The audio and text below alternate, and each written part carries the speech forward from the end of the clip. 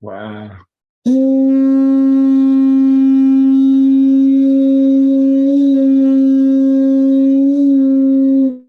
Woo. That's the shofar. Hasharam, the Ten Commandments. Ra'ah, Yahaya, Rakah, Alahayim, Akarayim, Iopinia. No and not have other gods before me. La'ah, Thayosha, Lakah, Pasah, Wala'ah, Thayobadma. No or not thou make graven images to serve them. La'ah, Thalakwa, Sham, Yahweh, Ba, Shiwa. No or not thou take the Most High's name in vain. Zakar, Ha-Yuam, Ha-Shabbat, La, Kodashwa. Remember the Sabbath day, keep it holy. Kabal, Avakah, Wa, Makah, honor your father and mother. La'ata, Latazak, no and not thou murder. La'ata, Kanab, no and not thou adultery. La'ata, Ganab, no and not thou steal. La'ata, Anashikar, no and not thou testify falsely. La'ata, Kamad, Kala, Shira, La, Rakaya. No and not thou covet, which is our neighbors. Selah, hallelujah. Praise Yah. Hallelujah. Hallelujah. Selah. Thank you, Elder. Hallelujah. Hasharam, And everything you should do is in Yah's name. You've got to do everything that he says in his name. Woo. Praise Yah. Praise Yah. Praise Yah. Hasharam, the Ten Commandments. Romans 11:5. That's what we was talking about, that remnant. Praise Yah. Praise Yah. Praise Yah. Thank you, Yah. Praise Yah. Yes. Romans 11. Shalom! Welcome to Mashiach's Assembly! Don't forget, shoes off at the door! Respect Yah's house. Hey, my eyes so. Hey, my eyes so. Toraba, Yahaya. Toraba, Yahaya. Praise Yah! Praise Yah. We sing praises to your name. Oh yeah. We sing praises to your name. Oh yeah. For your name is great and greatly to be praised. Praise Yah. Praise Yah. We sing praises to your name.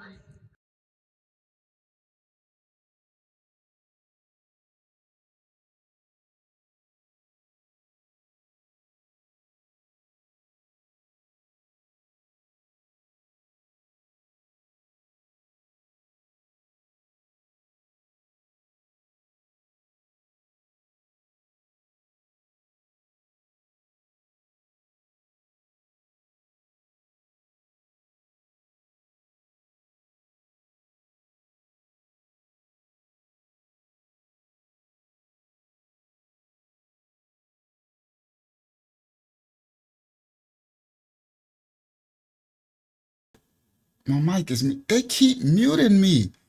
Why do they mute me when I come in? It's crazy. Stream y'all. Come on, bro. We're paying y'all.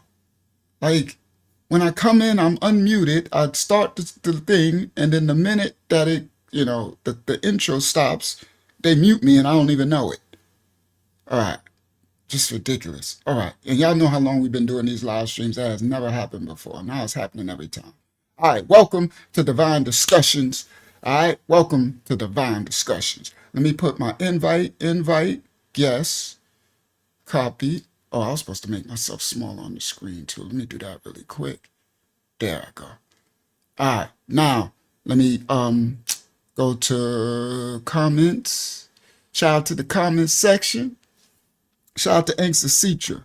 Shalom King. All right. All right. Yeah, they keep muting me. I don't understand why they be doing that, bro. I'm steady talking and I know you're like, oh, no sound. It's like they do it every time now. Now I gotta try to like remember. Maybe I need to put like a note here to be like, when you start the live, they're gonna mute you. So pay attention. All right. Thank you, Yashala Yah, for your super sticker. Hold on, let me get my life together. Thank you so much, daughter of the Most High, for your super sticker. I humbly receive and I thank you.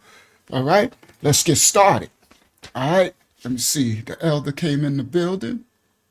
Shalom, elder. Shout out to California. All right, let's get started. Let's get started. Tonight's live stream is millions are in the streets celebrating. All right, so thumbnail. Yeah, let go. The thumbnail. Oh my goodness, it's Lavel. Lavel, Shalom, daughter of the Most High. Was wondering where you was at, but I knew you was probably watching and just busy and doing your thing, right? You got a life. Life is lifing. Good to see you, daughter of Yah. Shout out to brother Jerry in the building. Shout out to sister Andanola. Shout out Andanola. I said I was going to start shouting out some of the newer people. There was a newer sister who found us too. I can't think of her name now. All right, she just found us too. A white sister just found, so-called white. Sorry, we so-called black, you so-called white. She found us as well. I can't find what her name is now. Shout out to you, sister. Hopefully you watched the live as well. Shout out to everybody who finds us. Now, the yeah, I wanted to I said I was going to start doing that, right? I'm going to start shouting out, right? The people shout out to brother Elwood, A Villa, Victoria Sharon, Adonola, sister Adonola, sister Hayazak, sister Roberta. All right, I'm gonna start. All right, and thank you for you guys. Thank you for your donations and stuff into the ministry. All right, let's get started. Now, millions are in the streets celebrating Lilith, Baal, and Jezebel. Yeah, live right now. Millions. It's crazy work. All right, crazy. All right, Hakyama has entered the studio. Shalom, daughter of Yah. All right, so now I'm gonna share. Let's do it. Let's get started. Share screen. Right, window. Oh, I had to restart my computer. That was why I started so late. I know y'all like, Dag, Uncle, it's 9:16, but I came in here and I had to restart my computer. You know, you got to sit there for everything to reload and restart. So now I got to open up all my stuff because I usually have everything set for the day. All right. So let me go to Bang. I can go to my screenshots to grab my thumbnail again. Right. Grab my thumbnail again. Screenshots. Bang. Go all the way to the bottom. Here we go. It's this one because it's this one. Double click it. All right. Now come to y'all and share. Share screen, window, bang, share. Now see what y'all got. Okay. Let me adjust the size of that. There we go. There we go. Okay. Oh, bang. Right. Right there. There we go.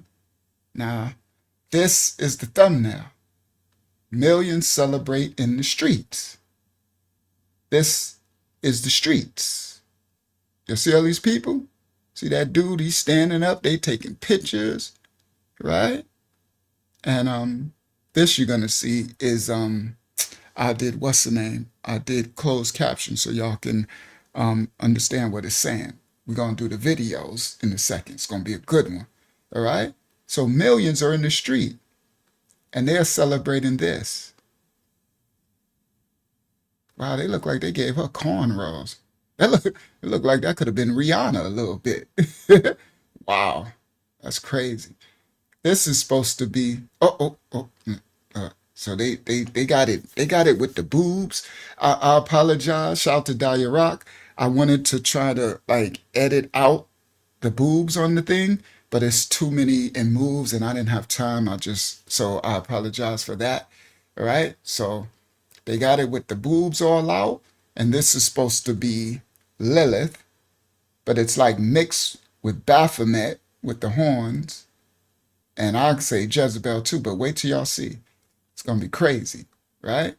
Yeah, this is definitely a black. They definitely well, if they want to be actually historically correct, then she would have been black. All right. So they gave her cornrows. That's crazy work, right? So anyway, so millions in the streets worshiping this image, right? And they're celebrating. But wait, it gets it gets worse, right? It definitely gets worse. Now we're going to let's get started. We're going to grab this, right?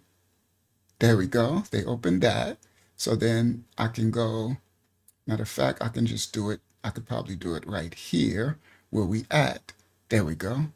So then I can go to our channel. Bang, view your channel. And then let me see which one. There we go. This is the vertical view, right?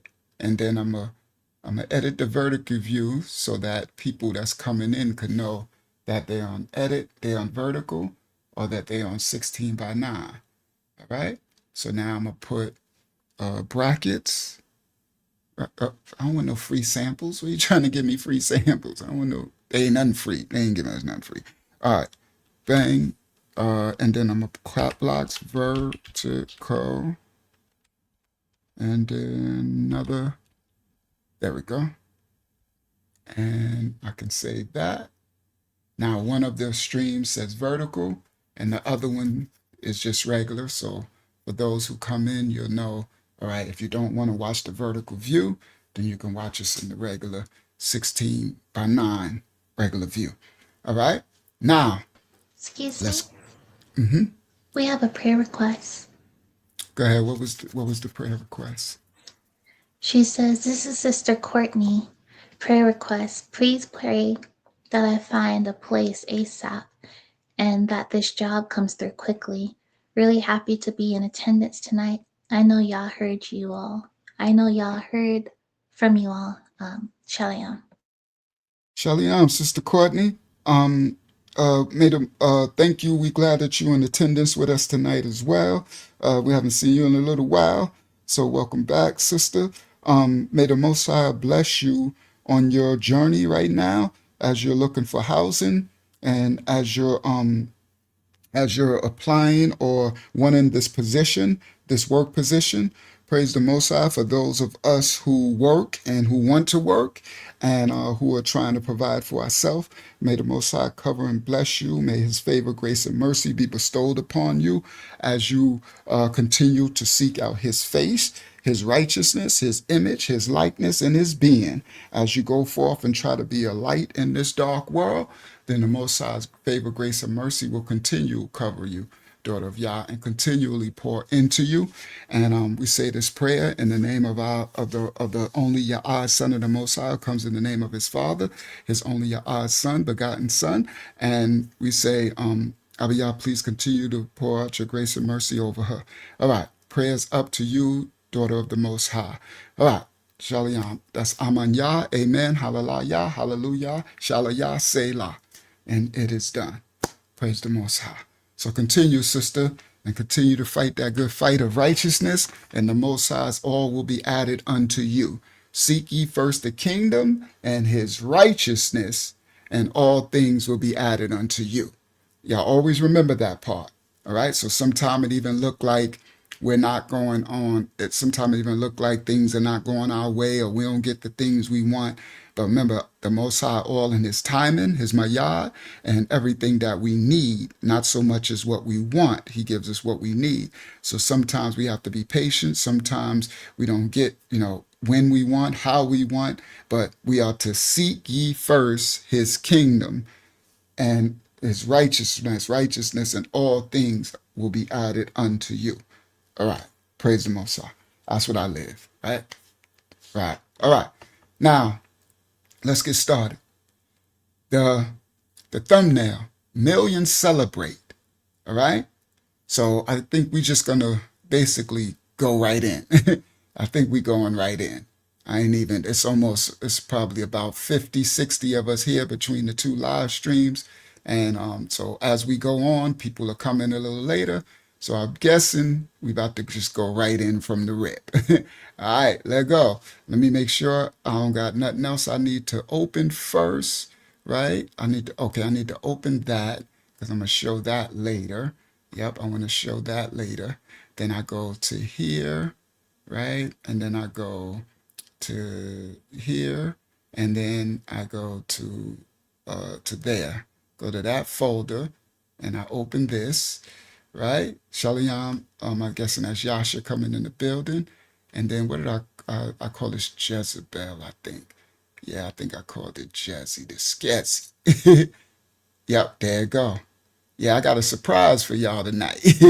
We got a surprise coming tonight. Yeah. All right? Some of y'all don't know what's coming. It's not in the thumbnail or none of that. It's a surprise. We got a surprise. Shout out to Victorious Yaron in the building and everybody I didn't get to see in the building. Azayah and all y'all, right? Let's go. Here we go. First clip of the night, right? And the title, Millions Celebrate. Millions are in the streets celebrating. Lilith, Baal, and Jezebel. Live, right now. Not now, right now. They're in the streets. So let's go to the streets. Let's see what's going on, right? Google. Oh, I'm about to say, why is these Google tabs open? Okay, so I got to set my stage. Grab that one. There we go. That's the tab. And then I'm going to grab this one first. We're going to do this video first. Bang. Right? And how do I make it go back? I don't know how to make it go. I don't know. All right, so I can stop share. That's what I do. So stop share. There we go. Now I can make it go back. All right, then I'm going to make that smaller.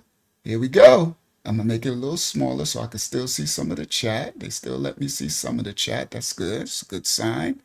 All right. Sometimes they block the chat totally. All right. Shout out to my Ashaya, to the family, to the babies, and to the sisters in the family. They're getting a little older. They're like, we ain't little girls no more. I know y'all not. You're growing into young women of the Most High. All right, here we go. Now, I got a share screen. Bang. Share. Who that over on Facebook? Shout out to Unique, Daddy You over on Facebook. Shout out to June Bug over on Facebook. I missed you last time, Bug Juice.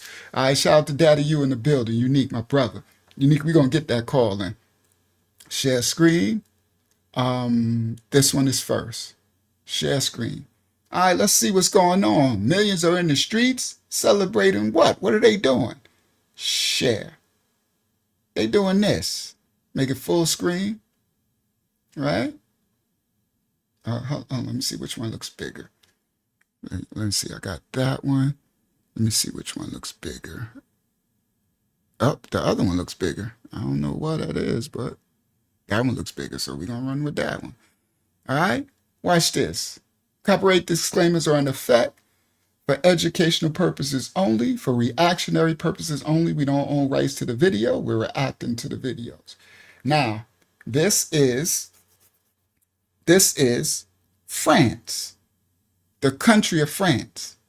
Now, this is what they're doing in the streets. Now, what's her name? Candace Owens got this whole beef with the prime minister, I don't know, the president of France, I don't know what they call it, the prime minister or whatever they call it, and his wife. And she said his wife is really not a woman, and she might be a this and that. That's between, but they after her and all that. But this is what they're doing in the streets of France. It's a lot going on. Yeah, Macron and all of them. It's a lot going on. Copyright disclaimers are in effect. This is what they're doing in France right now. In one French town, everyone walks around with giant heads, and it's completely normal. It's part of Tarascon's centuries-old festival, celebrating a mythical dragon called the Tarasque. If your town had a parade of giant heads, who'd you make first? Comment below. So in this town of Tarascon or whatever it's called, they celebrate these festivals and they walking around. We just going, this first video tonight, we going somewhere. They walking around with giant heads. Now, yeah, they made this, the people who made this video is AI, but this is what's going on in France. This is just, all right, let me not. All right, now, the thing I look at, Lavaelle and Sister Hayazak Roberta, is Shalom Yadasa, Yada, shout out to Kentucky, all right? Now, is giant heads, this reminds me of Nephilim.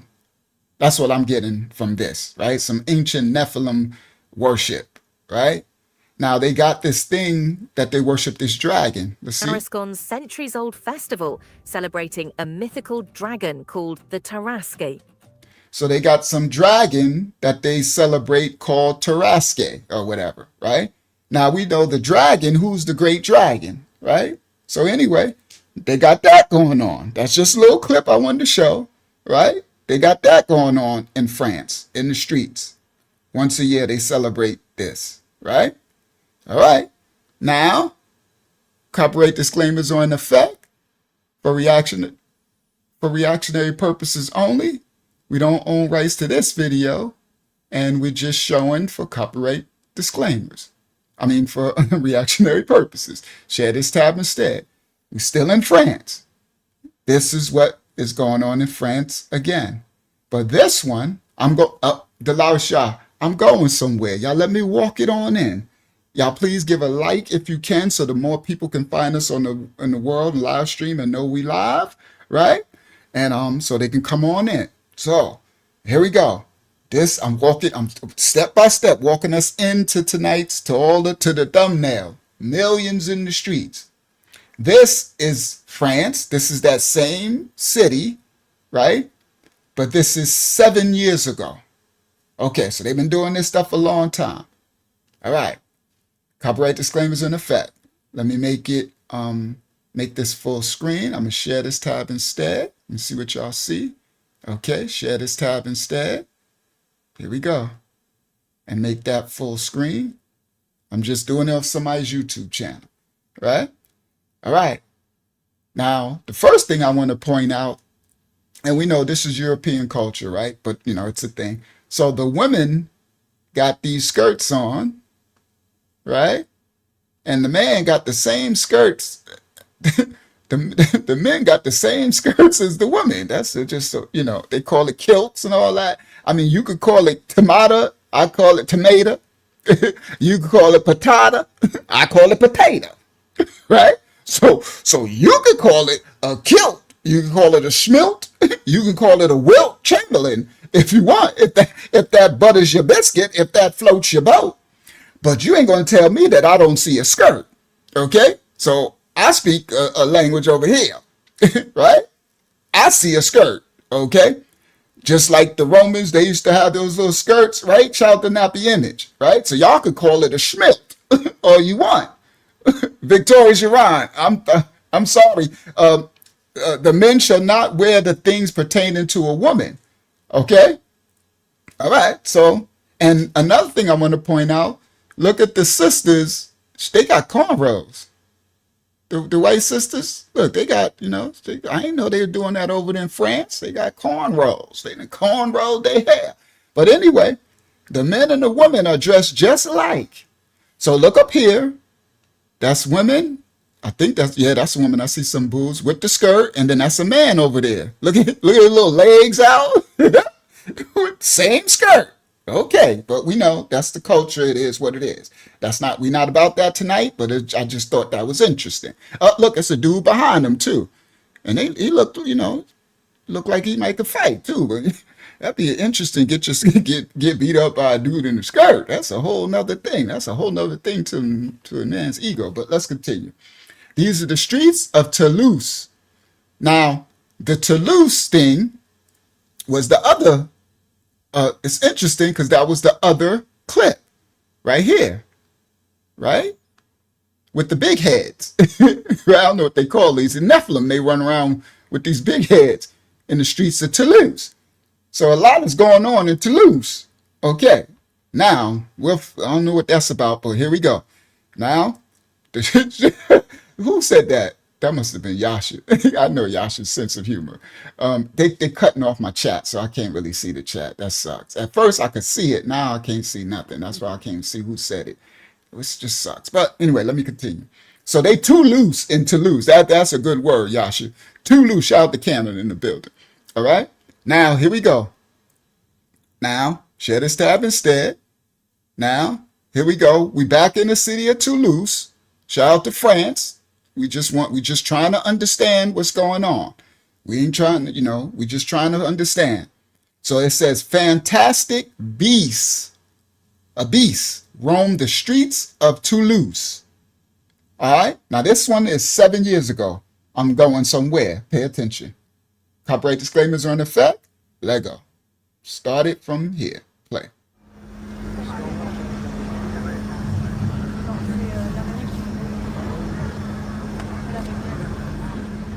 L'intérêt pour nous, c'est de créer un événement culturel et puis d'offrir sur la palette culturelle toulousaine qui est déjà... The advantage for us is to create what do you say? To create a never seen before and add to the palette of the Toulouse culture. The Toulouse culture.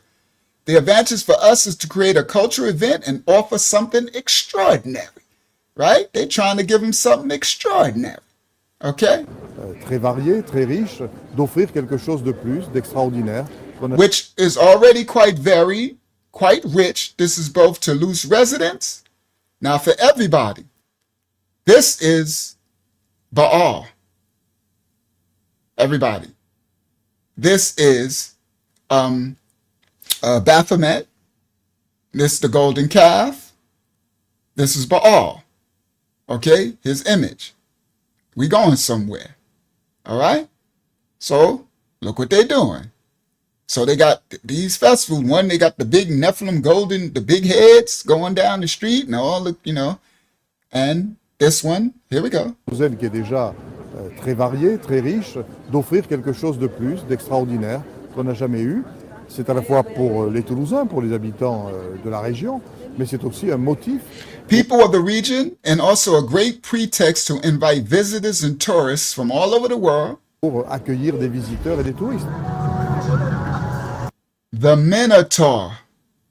Now, for those who've been watching the series that we continue on Friday, the Most High willing, of how Christianity started, we're in Greco-Greece and what the Hellenists in the Greece and Rome, and we know the Minotaur and Theseus, these Greek Greco-Roman gods.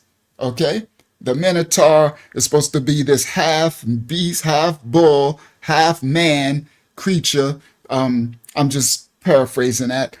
Trapped in the labyrinth, and they feed him children to eat, to unalive.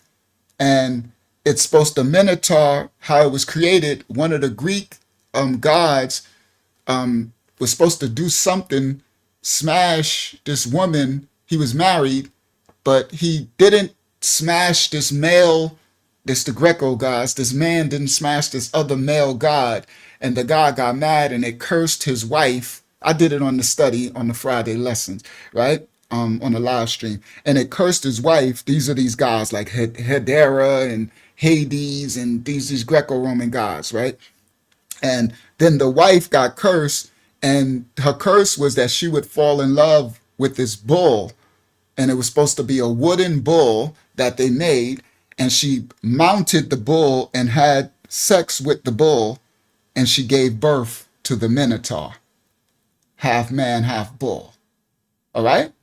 So, they're already showing you what deities they're serving, what gods. And the Minotaur is supposed to eat. They feed it children from 7 to 8 years old. This was the mythology, it's Greco-Greek Hellenist mythology. All right?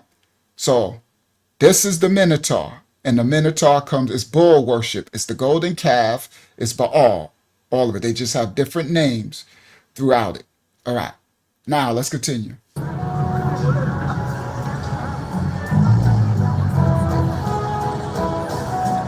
So do y'all see it? It's breathing. It's smelling the trees. It has noise, sounds. Let's continue.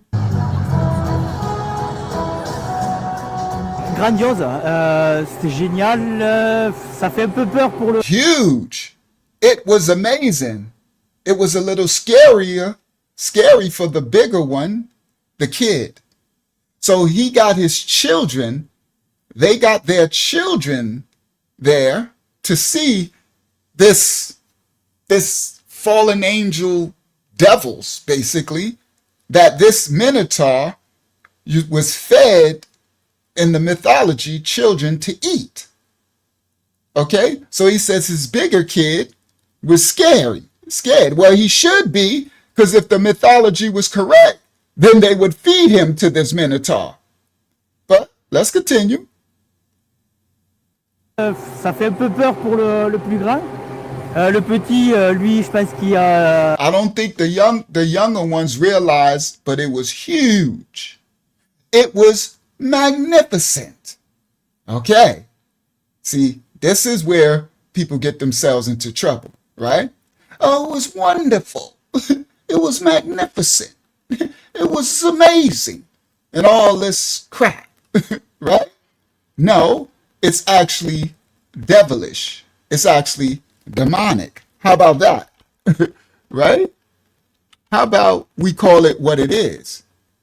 Okay? There you go. Let me do this way. Share this tab instead. I just typed it in. Minotaur. In Greek mythology, the Minotaur, also known as Asteron or Asterius, is a mythical creature portrayed in antiquity with the head and tail of a bull and the body of a man. Part man, part bull. He dwelt at the center of the labyrinth, which an elaborate maze-like design by and a command of the Minos of Crete. Can y'all hear me? Am I messed up? My audio messed up? But you're crackling.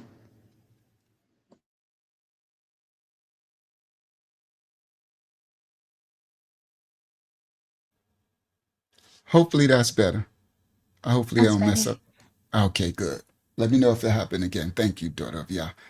All right, let me check my audio level. All right, yeah, level is okay. All right, so now let me go back to the window. Oh, we going somewhere. We just getting started. It's the other video. You're gonna see. but wait, it gets worse. So now this Minotaur dwelt at the center of the labyrinth. This is Crete from the Mycenaean islands, the Cycladic Islands, and the Minoans. This is what became the Hellenists and the Greeks later. Okay, the island of Crete and Anatolia and the Proto-Indo-European area.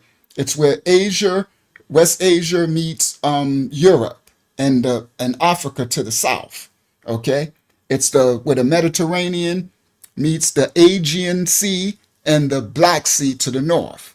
Right? They call it Turkey today. It was called Anatolia in the Hittites' land. All right? That's where the Greeks come from. All right. Now,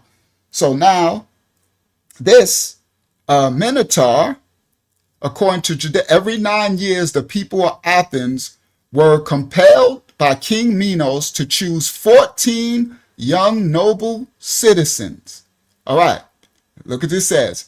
King Minos Crete to choose 14 nobles to be offered as a sacrificial victims to the half-human, half-bull, taurine monster, the Minotaur, to be unalived in retribution for the death of Minos' son.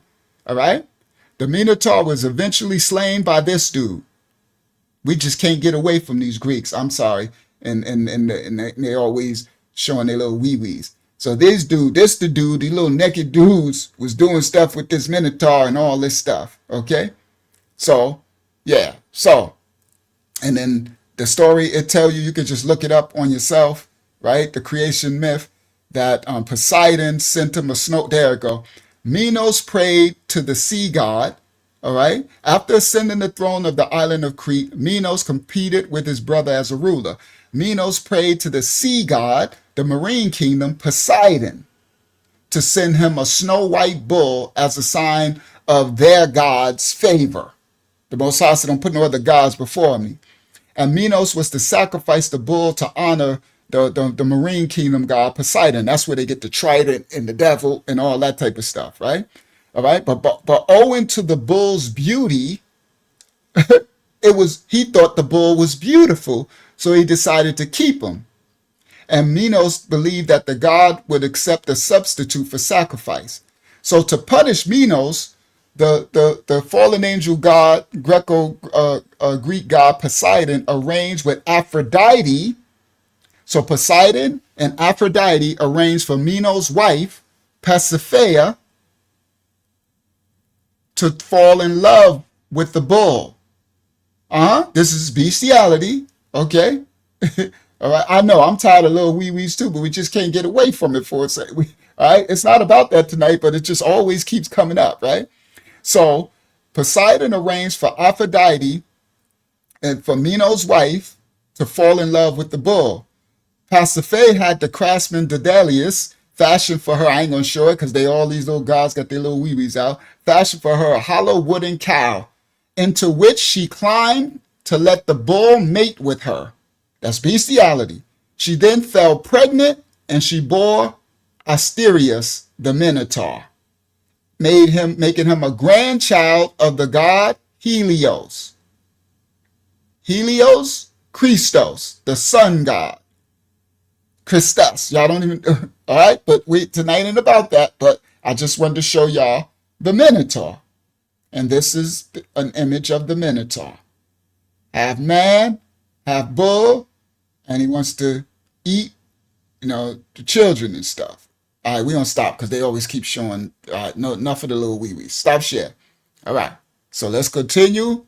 Let's get back. So share this tab instead. So now y'all have a full understanding of what this is. All right, now listen. Now, so y'all see this Minotaur was created out of bestiality, and he was to eat. They were supposed to feed him children, right? Now look, see, and what are they bringing? Their children. And he's talking about it was scary. This is why we have to cover these children, right? We giving our children over to these principalities and spirits. But let's continue. All right, here we go. Grandiose, c'était génial, ça fait un peu peur pour le plus grand. Le petit, lui, je pense qu'il réalise pas, mais c'est grandiose, c'est magnifique. It was magnifico. Magnifico, whatever, right? Shout out Sister Smaria. Now look what else they got in this festivals that they have. This big ancient spider. All right? I don't think they say his name. Oh, we going somewhere. This is the first clip of the night. But wait, it gets worse. The Minotaur will remain in Toulouse after the event as part of a permanent. So I guess this is the first time I'm guessing that they did this, right? This one was 7 years ago. It's going to remain in the city as a part of a permanent exhibit where 50 people at a time will be able to ride on the Minotaur's back. All right. So the question is... Sorry, we don't. that was the video. All right. Now, here we go. Copyright disclaimers are in effect. This is for the video tonight. Millions are in the streets celebrating Lilith, Baal, and Jezebel. We don't own rights to this video. All right. I did what they call that, closed captions. I translated it because it's actually in French. I found the best copy of this video for us tonight. I found the best one, and it's totally in French. So, share this tab instead. So I went through the process. Hold on. I gotta make it smaller. How do I do that? There we go. Now make it bigger. There we go. So I went through the process of translating it for us because I got us the clearest, best video I could find of this. And this is today. This was now. Okay? Like this week or last week. All right? Or a couple of weeks ago, something like that. This is now, a couple of weeks ago, about 2 weeks ago. Now, I walked you in. Now, remember, the city, they doing the big heads, right? The Nephilim heads. They're doing this Minotaur, right? I think France is doing too much. Something's going on. And they're doing this. Now, share this tab instead. Copyright disclaimers are in effect for reactionary purposes only. What's going on in France? Here we go.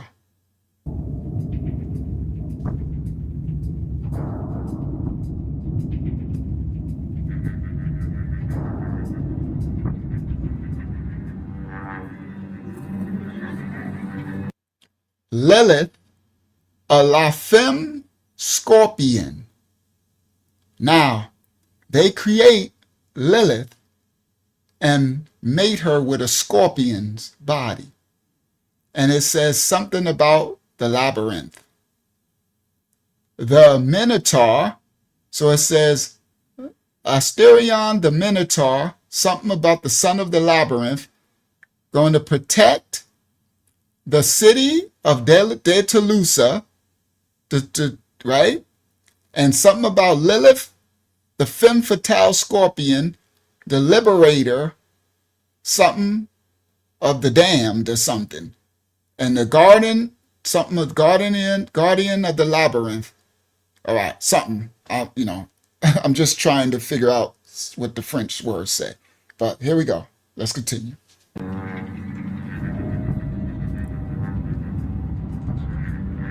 Now, this is in their streets. This is the festival today. Uh-huh. Can you go back to the where it had the words? I translated it. Okay, the first one says, the Minotaur, freed from his labyrinth, became the protector of the city of Toulouse. The second one, it says, Aridani, the giant spider, is the guardian of the labyrinth. The last one says, hold on. So that's what the spider was about. So, okay. So the Minotaur, which they have to feed it children, is protecting their city. Okay, continue. And the big spider is guarding the labyrinth, which is the home of the Minotaur. So they put it in like a maze. A labyrinth was this big elaborate maze, and it's supposed to confuse the Minotaur where it can't get out, because if it get loose, it's just going to eat all the children. All right, so continue. the last one says, Lilith, the scorpion woman, freed from the underworld, wanders from city to city in search of damned souls. Ooh, so Lilith, which they say is supposed to have been Adam's first wife in this pagan devil worship stuff, and she was disobedient and all that. Wow, worse, more disobedient than Eve. We had enough with Eve, right? The story of what the funny part of Lilith, if Adam was like, Lilith, that was supposed to be his first wife. We're just gonna, let me paraphrase this, right? So Adam was like, Lilith like, okay, the Most High, this what they trying to make us believe. Lilith was like, okay, this the dude, he's supposed to be my husband. So Adam was like, Lilith, you know how he was shook of Eve, he was sprung. Adam was like, I'm sprung. He sung T-Pain as soon as he saw Eve, right? The Most High said, you need to cover her. Adam was like, she is bone of my bone and flesh of my flesh, right? Adam was like, Adam was singing, I'm sprung. So apparently before Eve, they saying, these pagan cultures, they said that he sent, the Most High supposed to send Lilith. So Lilith was like, okay, this the dude, right? So Adam was like, okay, Lilith, okay, she popping. So Adam went to smash Lilith, and Lilith was like, listen. Adam said, okay, we got to do this thing where we got to smash, we got to mate. So you lay down, and I'm gonna get on top of you. And Lilith's supposed to have said, the devil is the truth, right? Lilith said, I'll be damned, right? Since she's looking for the damned, Lilith said, who getting under you? Lilith was the first feminist. So the feminist culture, they promote Lilith, right? In the non-male and female created he them community, right? They love Lilith. They got magazines and stuff about Lilith, right? So Lilith was the first feminist. Lilith said, I ain't getting under you at all. So Lilith said, no, you gonna get under me. So Lilith was the first one to ride that pony, if y'all know what I'm talking about. Lilith put Adam on his back, climbed on top and was smacking him. Take that. Lilith said, who your mama? Adam was saying, you, Lilith, you. Right? Adam was the first simp, the first Ahab. Right? Lilith was the first Jezebel. Okay? So, yeah, I'm sorry, but that's their story. Y'all just paraphrasing it. That's what I done read it. That's what it really adds up to. Right? And so Lilith didn't want to submit to Adam at all. So Lilith was like, listen, I smashed you. Yeah, who your mama? She, who your mama, boy? He's like, you, Lilith, you. Right? So then Lilith got up and was like, listen, I run this. Right? She's a matriarchy. Okay? So Madam, not Adam. And so this is the story of Lilith. So what happened was the Most High was like, I can't control Lilith. Lilith is just out of control. You thought Eve was bad. Eve ain't had nothing on Lilith, right? And so Lilith was gone, and he gave him a second wife, and it's supposed to have been Eve. Okay? So that's just in a nutshell. I just paraphrased that right on up. Y'all can find it somewhere online and read the story and all that crap. It is what it is, right? So cultures, they serve all these gods. Just like the Minotaur is a myth. These are called mythologies. Okay? So the Minotaur, right? So now Lilith is what it says, Hakiyama, the third line? Let me see. It says Lilith, the scorpion woman. Oh, goodness. Lilith, the scorpion woman, freed from the underworld, wanders from city to city in search of damned souls. So she is in the underworld, basically Hades or Sheol or hell, right? And that somehow they made her a female scorpion. I don't know why they tamed her with a scorpion, but whatever. I guess because she got that stingers. I don't know, but it wasn't a scorpion in the book. But they just add mythologies. All right. So thank you, Hakiyama, for translating this intro. Here we go. Copyright disclaimers are in effect. This is what's going on in France right now today. Millions in the streets celebrating Lilith, Baal, and Jezzy the Scassy. Let's go. So this is an image that they got up in the streets. And it's all night, all day. It's like a 7-day event or something like that, 4 days, right? So some of the images are at night, some are in the daytime. So look at this image with the circles. That look like some type of person with his arms over the circles. And it looks like it's supposed to be on fire. Let's continue.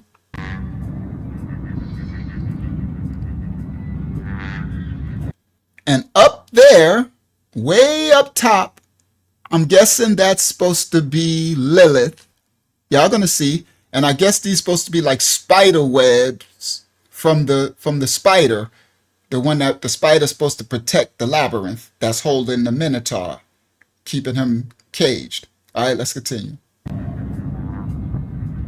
All right, so that's the image that they got up. Another image.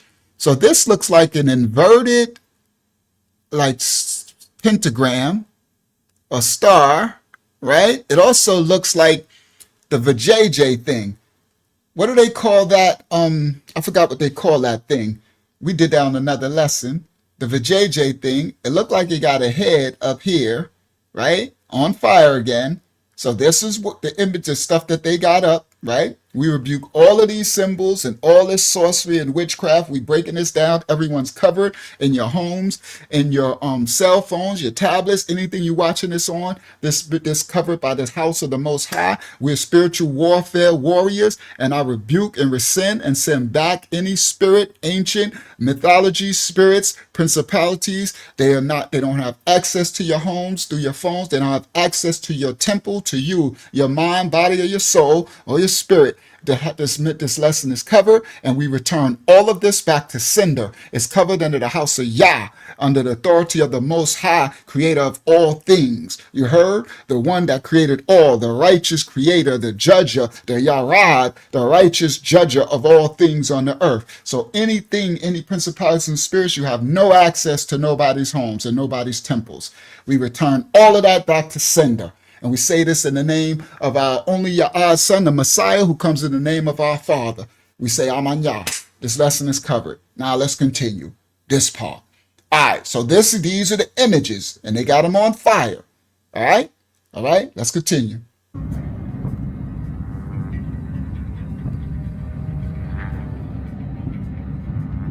So look at that one. Now they got another image. So they got all these images burning. It's interesting that they got them burning and smoking. And look at that one. Y'all see this one? Shout out to Michael Parks. You see this one? Ain't that the Disney?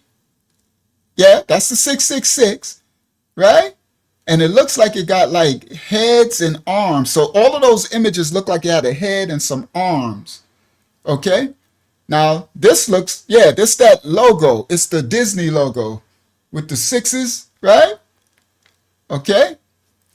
Now watch this. It's crazy work.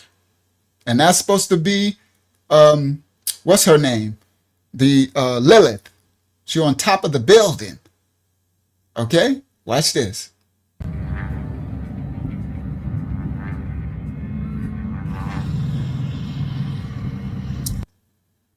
There she go.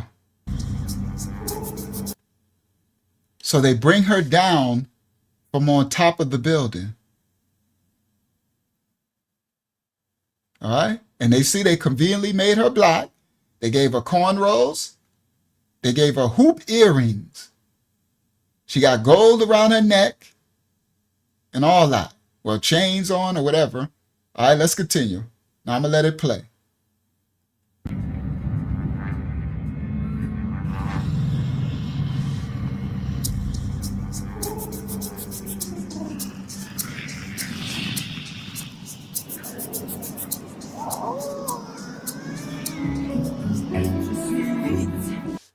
Okay, I am Lilith. Now listen, they got this playing. It comes out, they got the song coming out of the thing, playing through the city. Shout out to Marawa Yah. Thank you for your donation, daughter of Yah. Thank you so much. I humbly receive. Now listen clearly, this is today. Now they got the men come to cut the spider webs of stuff as they let Lilith down from her perch. All right? Here we go. Now let's go.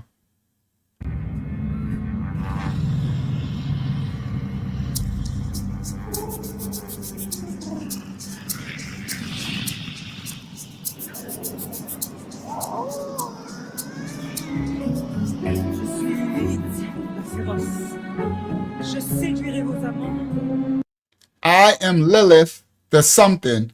I will seduce your lovers.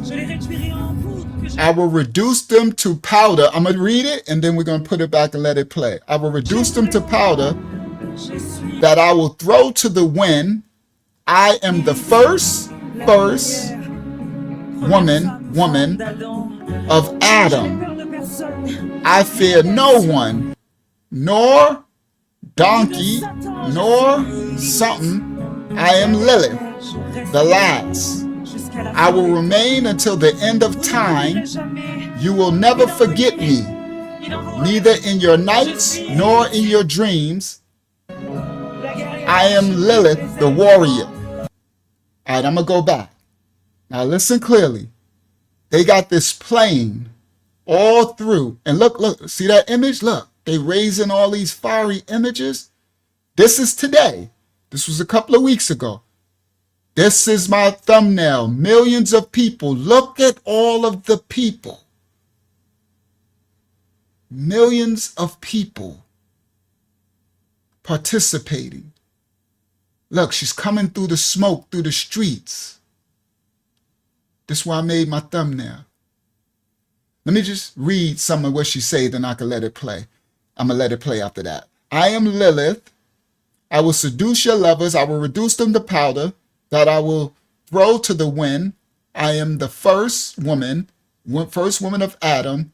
I am Lilith, the last. I will remain until the end of time. You will never forget me. The devil's a lie. the end of time. You will never forget me, neither in your nights nor in your dreams. I am Lilith the warrior. I break the wings of the wind. I believe in nothing. I devour the sun. I swallow the light. I shatter the wall of time. I am Lilith. Look at the people worldwide. All right, now I'm going to let it play. Copyright disclaimers in effect. Here we go. And go from here.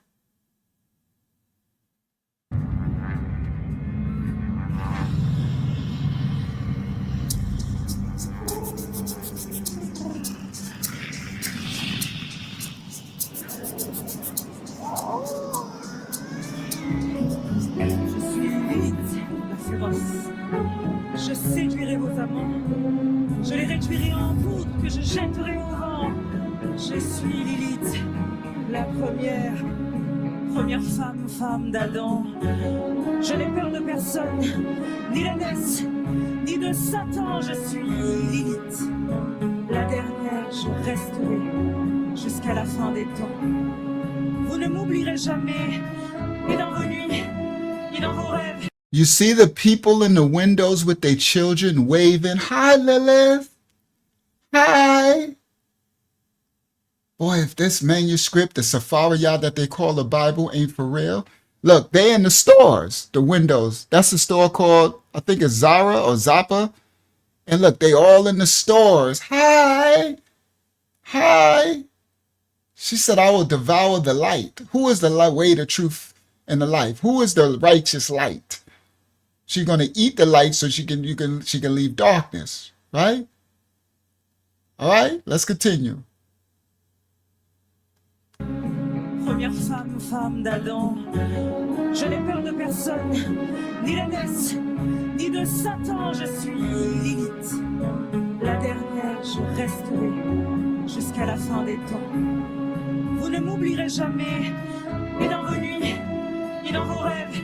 Je suis Lilith, la guerrière. Je brise les ailes du vent.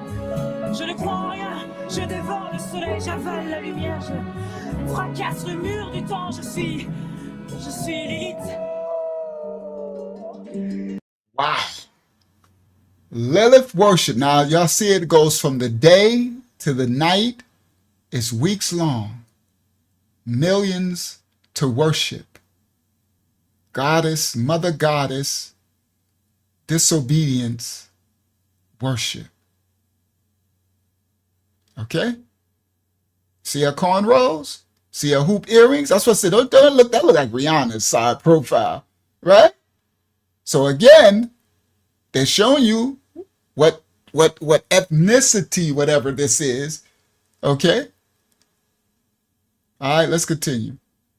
La dernière, je resterai jusqu'à la fin des temps.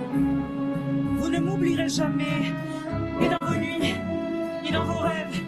Je suis Lilith, la guerrière. Je brise les ailes du vent.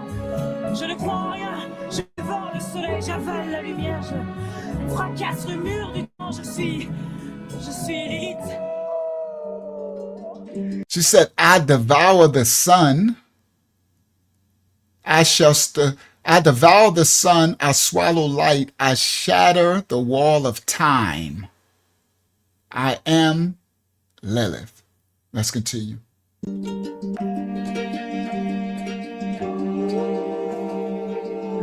Now you understand, this is government sanctioned. So Candace Owens and her thing that she's going back and forth, Candace is saying they're trying to unalive her now. Okay? And all of that. So she's worried for her, right? She be making the videos. But this is the sanctioned from the government. All right? Look at the millions of people. All right. And yes, a nation in covenant. All right? Let's continue.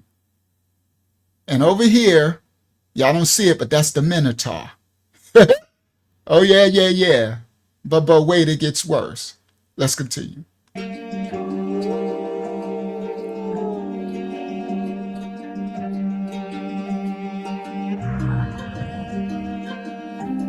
La jeune fille sombre n'a pas de nom, pas d'origine.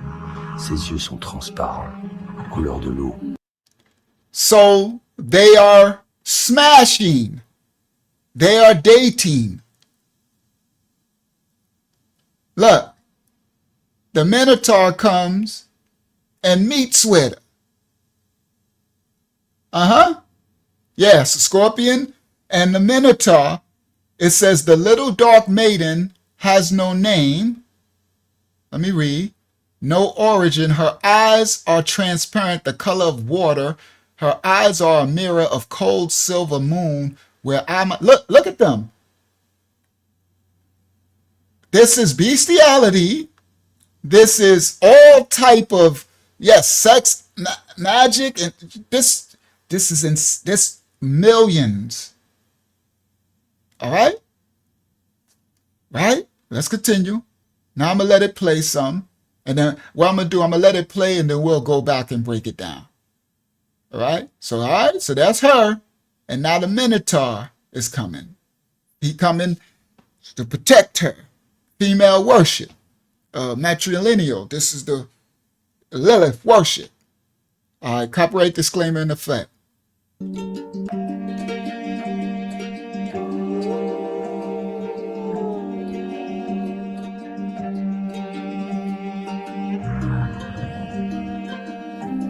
La jeune fille sombre n'a pas de nom, pas d'origine.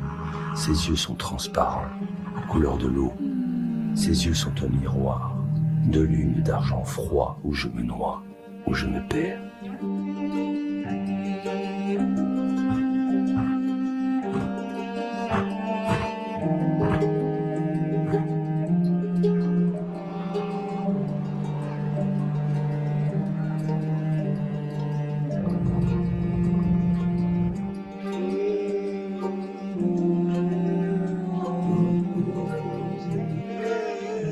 Les danseurs tombent. Le palais se remplit de squelettes blancs. Les ronces envahissent les murs du Capitole. Le néant la précédant et le vide la suit. They get the spider. The spider protects the labyrinth, the house of the Minotaur. Okay?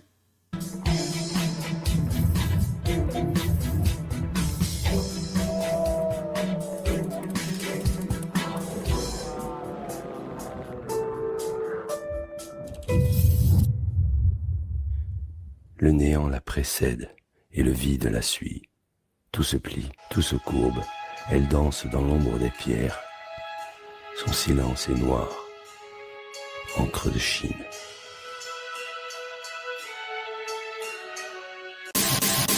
All right. Now, that's why I said I'm going to let it play. And now, let's go through. Let's scrub through it. Yes, how much money? Millions of people. The whole country sponsored. Look, through the streets. So now, her and the Minotaur meet up. Right? Now, I'm going to read what it says, then we're going to go back and play it through again. It says, so when they meet up, Lilith, the dark maiden, has no name.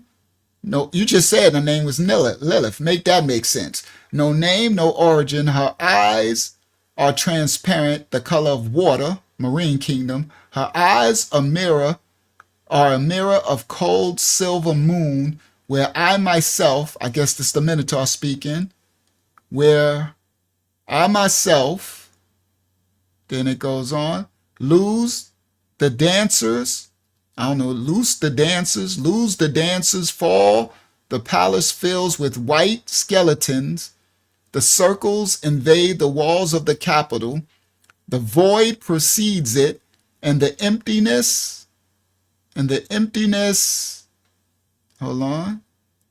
follows the void, precedes it, and emptiness follows it. The void precedes it, and emptiness follows it. Empty, void. Everything bends, everything curves. She dances in the shadow of the stones. Her silence is black. Chinese anchor, I don't know what that anchor. All right, And then that's, sometimes the translation is a little off as it through subtitle translations. All right? So let's watch it one more time. Now we got what they were saying and stuff. And then we going somewhere. All right? We going somewhere. We ain't finished, just getting started. Let's continue. Resterai jusqu'à la fin des temps. Vous ne m'oublierez jamais, ni dans vos nuits, ni dans vos rêves. Je suis Lilith, la guerrière. Je brise les ailes du vent. Je ne crois en rien. Je dévore le soleil, j'avale la lumière. Je fracasse le mur du temps. Je suis Lilith.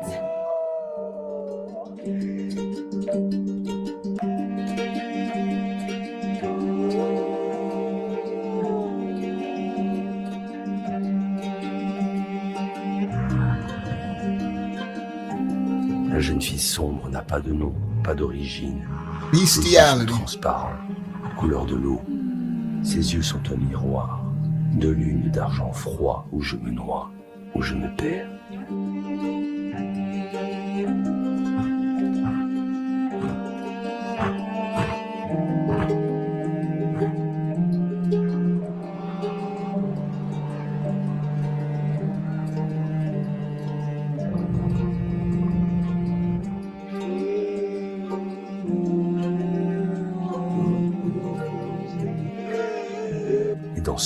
But everybody, yes, Hakyama, this is Nephilim. When they bred with the animals, they made it. The Most High says in the Safariyah that they call the Bible, it says this end times will be worse than the days of Noah. All right? So that's why the first clip I showed, they have another festival, same city, and they do what? The big heads. See? Nephilim. It's completely normal. It's in one French town, everyone walks around with giant heads, and it's completely normal. It's part of Tarascon's centuries-old festival, celebrating a mythical dragon called the Tarasque. If your town had a parade of giant heads, who'd you make first? Comment. She said Tarascon, not Toulouse. All right. Below. So again, giant Nephilic heads and dragons and Lilith and the Minotaur. All right? Share this tab instead. Le palais se remplit de squelettes blancs, les ronces envahissent les murs du Capitole.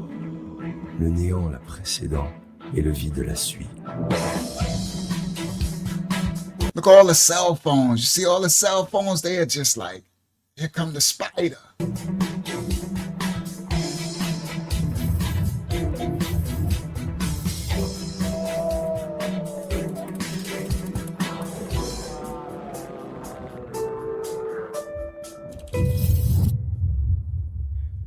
Le néant la précède et le vide la suit. Tout se plie, tout se courbe, elle danse dans l'ombre des pierres. Son silence est noir, encre de Chine. And they close it with the marine water, all the lights of the people. Millions are in the streets celebrating Lilith, Baal, and now we get to Jezebel. All right? Y'all know the Most High have me go through and show things that we might not have known was going on in this second dark world. All right? And you know I got a strong closeout about this mess. you know I'm gonna have to close this up. And you see they keep the smoke coming out their nose. You heard the sounds. They got everything. They got the music talking, playing through it. It's all fallen angel, Nephilic, bestiality, Baphomet, disobedience, dark worship. All right? And now we get to Jezzy the Skezzy. Oh yeah, I got something coming out. Copyright disclaimers are in effect for educational purposes. This is what's happening. Millions are in the streets celebrating this. Now we went to the present. Now we about to break down maybe some biblical stories, something not as familiar, as popular as others. Everyone, Jezebel, Jezzy the Skezzy, Jezzy had her a daughter. Uh-huh.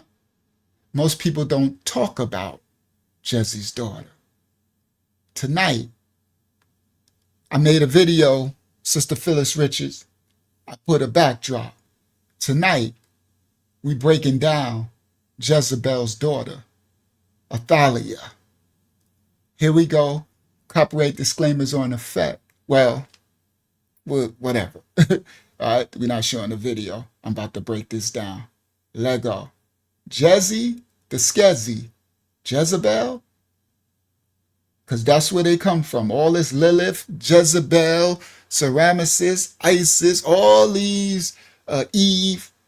Copyright disclaimers are in effect. Lego. I did a nice backdrop for y'all so y'all can enjoy. This is Jezebel's baby girl. All right? Now, the crazy thing about this, as I break this down, is Athaliah, Jezebel's evil daughter. Tonight, as we go through this study, hold on, let me pause that for a second. Tonight, as we go through this study, we break down the priestesses of Baal. That's what that minotaur represents, Baal, the bull, right? The Baal worship. That's why they had the golden calf. That's Aspis. That's where you get Serapis Christos, right? From Helios, right? So that's the ancient Kemet, what they call Egypt gods. The bull, Apis, bull, okay? And then they mixed, and the Greeks made a god, mixed it half man, half bull, and they call him Serapis, from Osiris, the god of the Kemet commissions, the land of the blacks, the original Egyptians, not the Arabs and not the other ones who came in. It's Osiris mixed with the Apis, and the Greeks called him Serapis, and they gave him the head. That's the head of what they look like. They called Jesus Christ. He had a little afro, or curly, right? Now, y'all can Google that, look it up. Don't take nothing what I'm saying on face value. For those who are new and watch this, go Google everything I say. Go look it up, study it, show yourself approved. All right? So, these are all images. They just have different names. So these also goddess worship images take on the name of Asherah, Ashtaroth, Astarte, Ishtar, later Easter. Okay? So what we just showed was festivals. They always have festivals, parades, as sacrifice in honor of these gods. So the French are doing a festival to honor this goddess and this bull.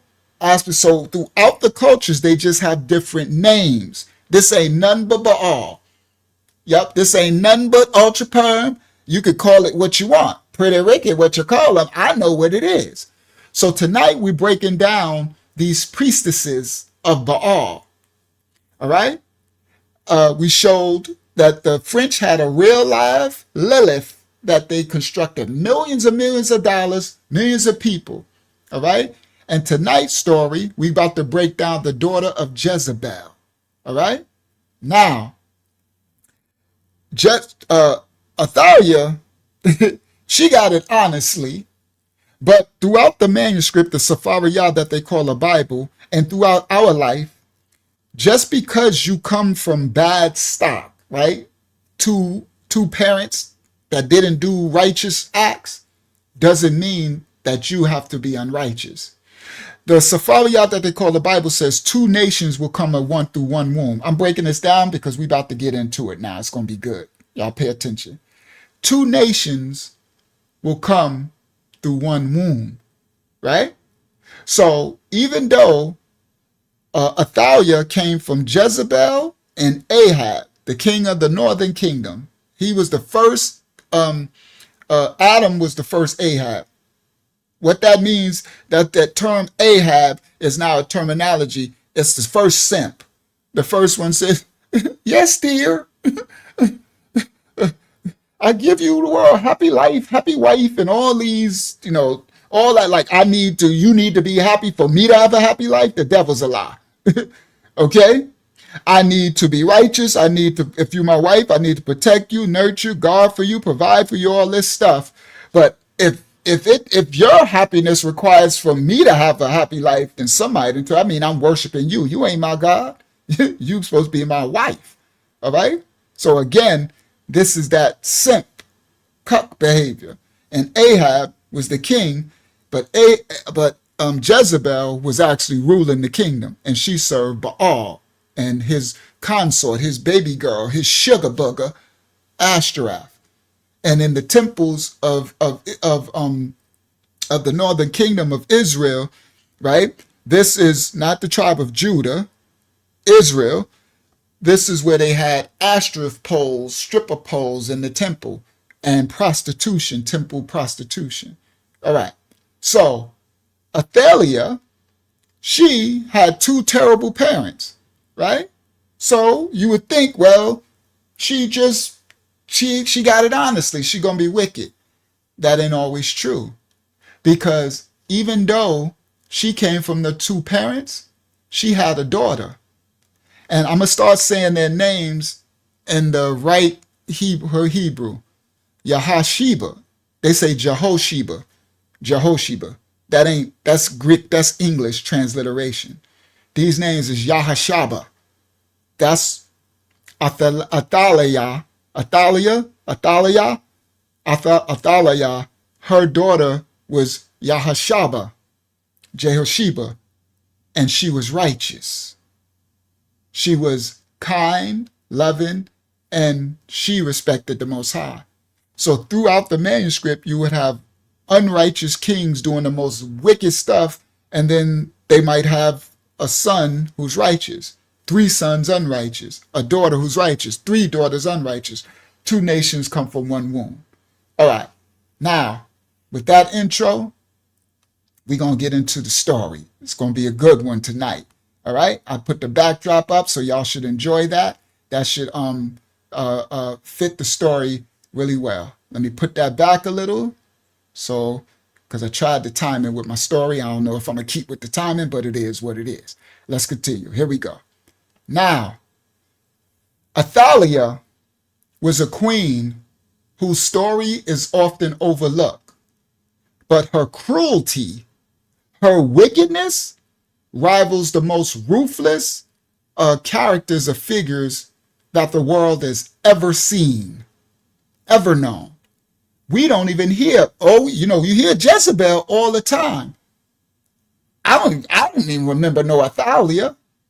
Yeah, she is Tatiana 2.0. Come on, daughter of Yah. All right? Athaliah, her story is overlooked, but her cruelty is insane. Tonight we uncover the truth behind Athaliah's reign of terror over the tribe of Judah. There was 2 kingdoms, the northern kingdom, the southern kingdom. They split under Solomon's mess, right? So the king Ahab was for the northern kingdom that they call Israel, and then the southern kingdom was called the tribe of Judah. This before some JEWS's. These are not Judaisms. This ain't no schisms. These are the original Israelites, the original 12 tribes of Israel. They split. Judah, Benjamin, and Levi became one tribe, the southern kingdom. That's with King David and stuff, right? The tribe of Judah, Jerusalem, Judea. The other 9 tribes became what they call the northern kingdom. They became Israel. That's where you get Samaria and all of those. Later they would call them the lost tribes, okay? And the northern kingdom had a king, couple of kings, and Ahab became the king, one of the kings of the northern kingdom, one of the famous kingdom. And he married a Phoenician Baal worshiper princess named Jezebel. And he was trying to merge the kingdoms to make, and the northern kingdom did become powerful. So you have a split in the children of Israel, and the southern kingdom is what you call the tribe of Judah, which later some people stole their identity and called themselves Uish, right? some Babylonian, Talmudian, Ashkenazi convertites and stuff, right? So they stole the identity. But the original they are tribe of Ya'ada. That's how they say their name. And they called them Yads for short. No Jews. And they were Shemitic, not no Semite, nothing. All right? See, these changings of words and etymology, these are to taking the culture, stealing the identity, okay? So this before, they weren't in charge, all right? But they were amongst some of those who become convertites were starting to be amongst us, waiting for our ancestors to get themselves cursed and go into slavery captivity, and then they took over. And they created Judaism following the Babylonian Talmud from the Amorites, the Canaanites. All right, now, let me go back a little because I'm trying to keep with the story. I'm going to go back again. All right, I'll be breaking stuff down. All right, here we go. Now, tonight, we're going to learn a very powerful story, Athaliah. All right, now, before the chaos, before Athaliah did her reign of terror, that we're going to find out, the tribe of Judah was a kingdom that was really splintered. It was holding on to its power by a thread. See, King Solomon ran the tribe of Judah into the ground. Okay? Yes, don't share no books in the chat. Nobody. Who is that? They might not know. Don't share nobody's books. Don't share nobody's channel. None of that. We very careful what we feed the children. So I know you probably did it by mistake, so you probably didn't know. So I know the what's the name, the moderators deleted it. Don't share nobody's nothing. All right, praise the Most High. We cover everything in this house. Thank you. So now, under Solomon, so King David was the king of the tribe of Judah, the Yads. No Jews, Yahds is what they called them. Pretty wicked what they called. They called them Yads. And they were from the tribe of Ya'ada. And they were from the city of Yahadiah, Judea, and Yarashalam, Jerusalem. Okay. Everything had Yah's name in it because he's omnipresent, omnipotent, and omniscient. All right.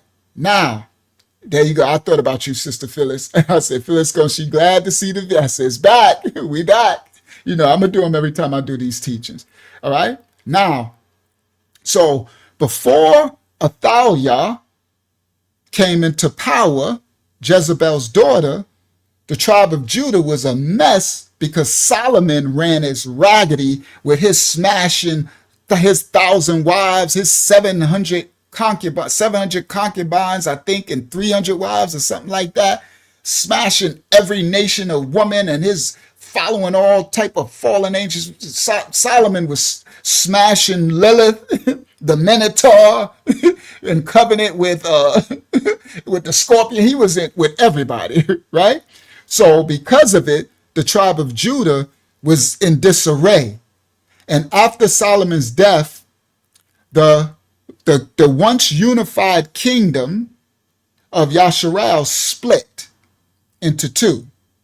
The northern kingdom became Israel, and the southern kingdom became known as Ya'ada, Judah.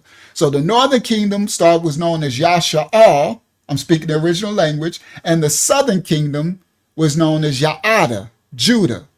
Okay? So the northern kingdom, the 9 tribes, were known as Yasharalites or Israelites. And the southern kingdom was known as Yads, not Jews's. This is what people misunderstand, and they don't understand the culture of the children of Yasharal, Israel, and the separate. So they'll think that because the convertites brainwashed everybody, they think that Israel is all Judah. No, that's just one tribe. So the 3, Benjamin and Levi, because Levi got his authority taken away from the priesthood, because under Solomon and stuff, under them, they was doing all type of temple worshiping. All right. So yes, Yasharalites would be correct. And if you want to take the I out, it's Yasharalats. All right, you just take the I out. Everywhere you got a vowel, you put the alayaf there. Yasharalat is how you would say that in the original Habariyah pictograph, original, not Hebrew Habariyah tongue. Yasharalat. All right, now so the Levi got absorbed, and Benjamin cleaved to Yaada by Yaman, and that became the southern kingdom, or the tribe of Yaada. All right. And then the northern kingdom were called Yasharalats. All right. Now, that's because of Solomon's mess. All right. So under the house of David, Dayad, Solomon's dad, Dayad kept the whole children of Yashar under following the Most High. Now you got your outliers who are going to do a little wicked stuff here and there, but under Solomon, they followed the Most High. But once it's split into the two kingdoms, the Israel, the northern kingdom, wandered really far from the Most High. That's when they got Ahab. They started serving all type of gods, all type of Assyrian gods, Babylonian gods, all these gods, right? All these Akkadians, Phoenicians, they were serving all type of stuff. Assyrians, they were serving every type of gods, right? That was the northern kingdom. And that's why Samaria was a wild city. That was the city of the northern kingdom, right? The capital where Ahab had his temples and stuff, right? Now, the northern kingdom strayed really far from the Most High, okay? And they served the god Baal. Okay. They serve, yep, that's how you do it.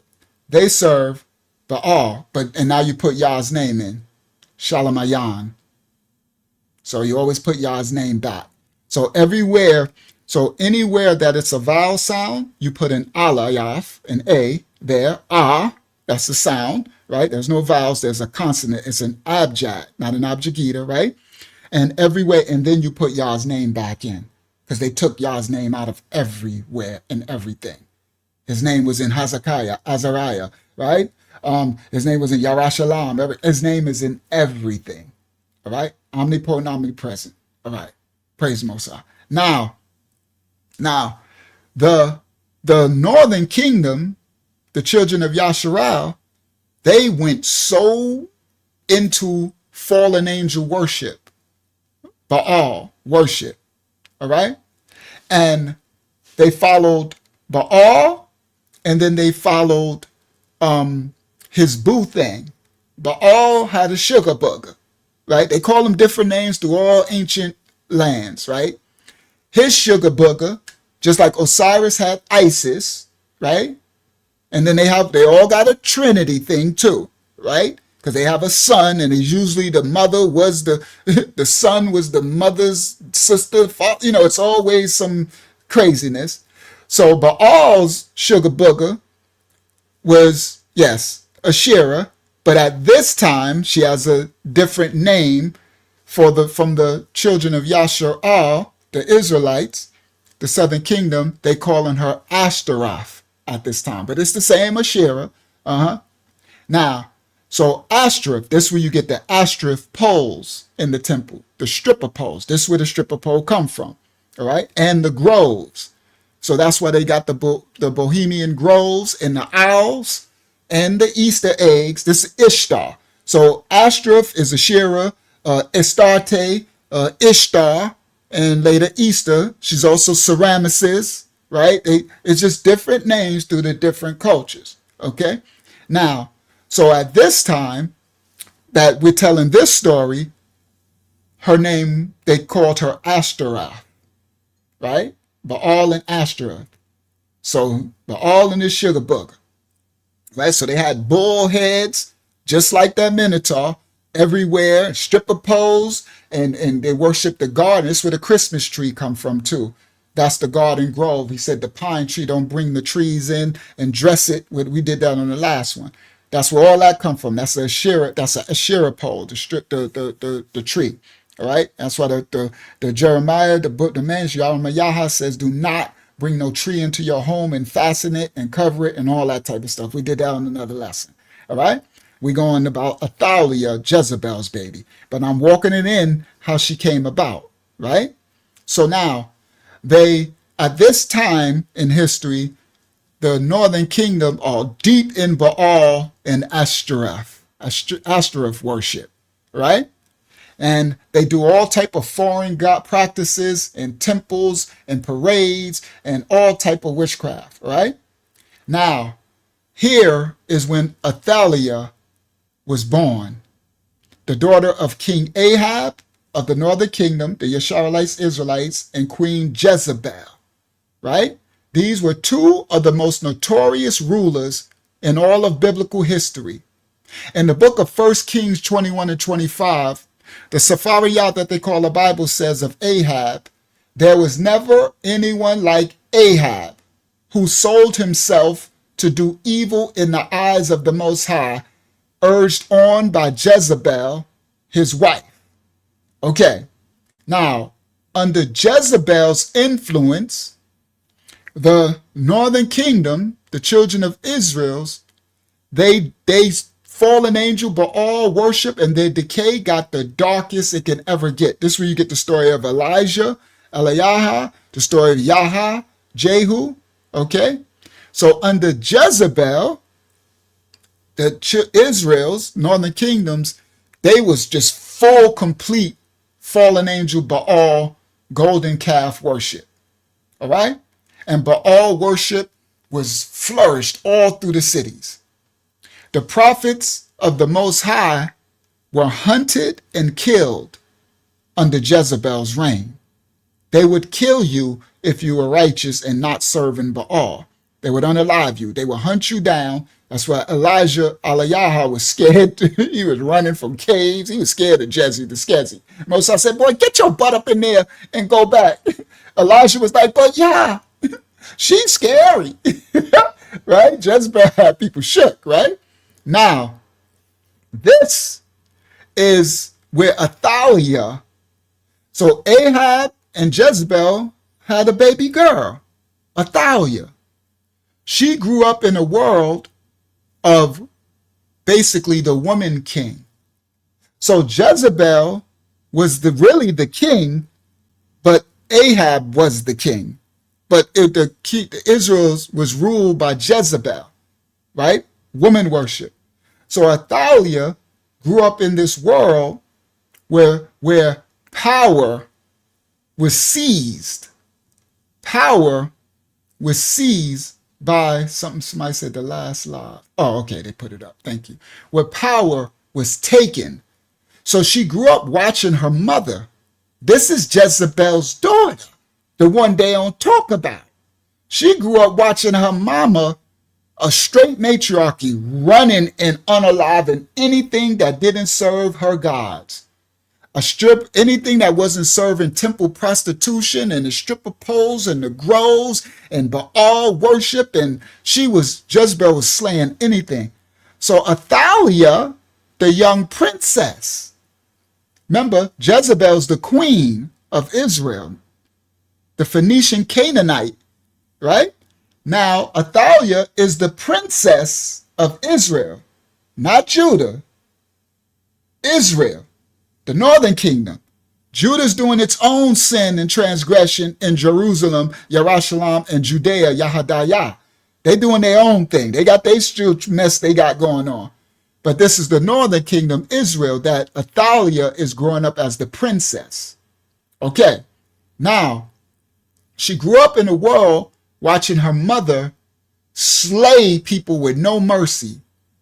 And her mother served the gods of violence, the gods of lust, and they were worshipped openly in the streets, in the temples, prostitution, barbecues, slaying, serving, sacrificing the little ones, the babies, all of this.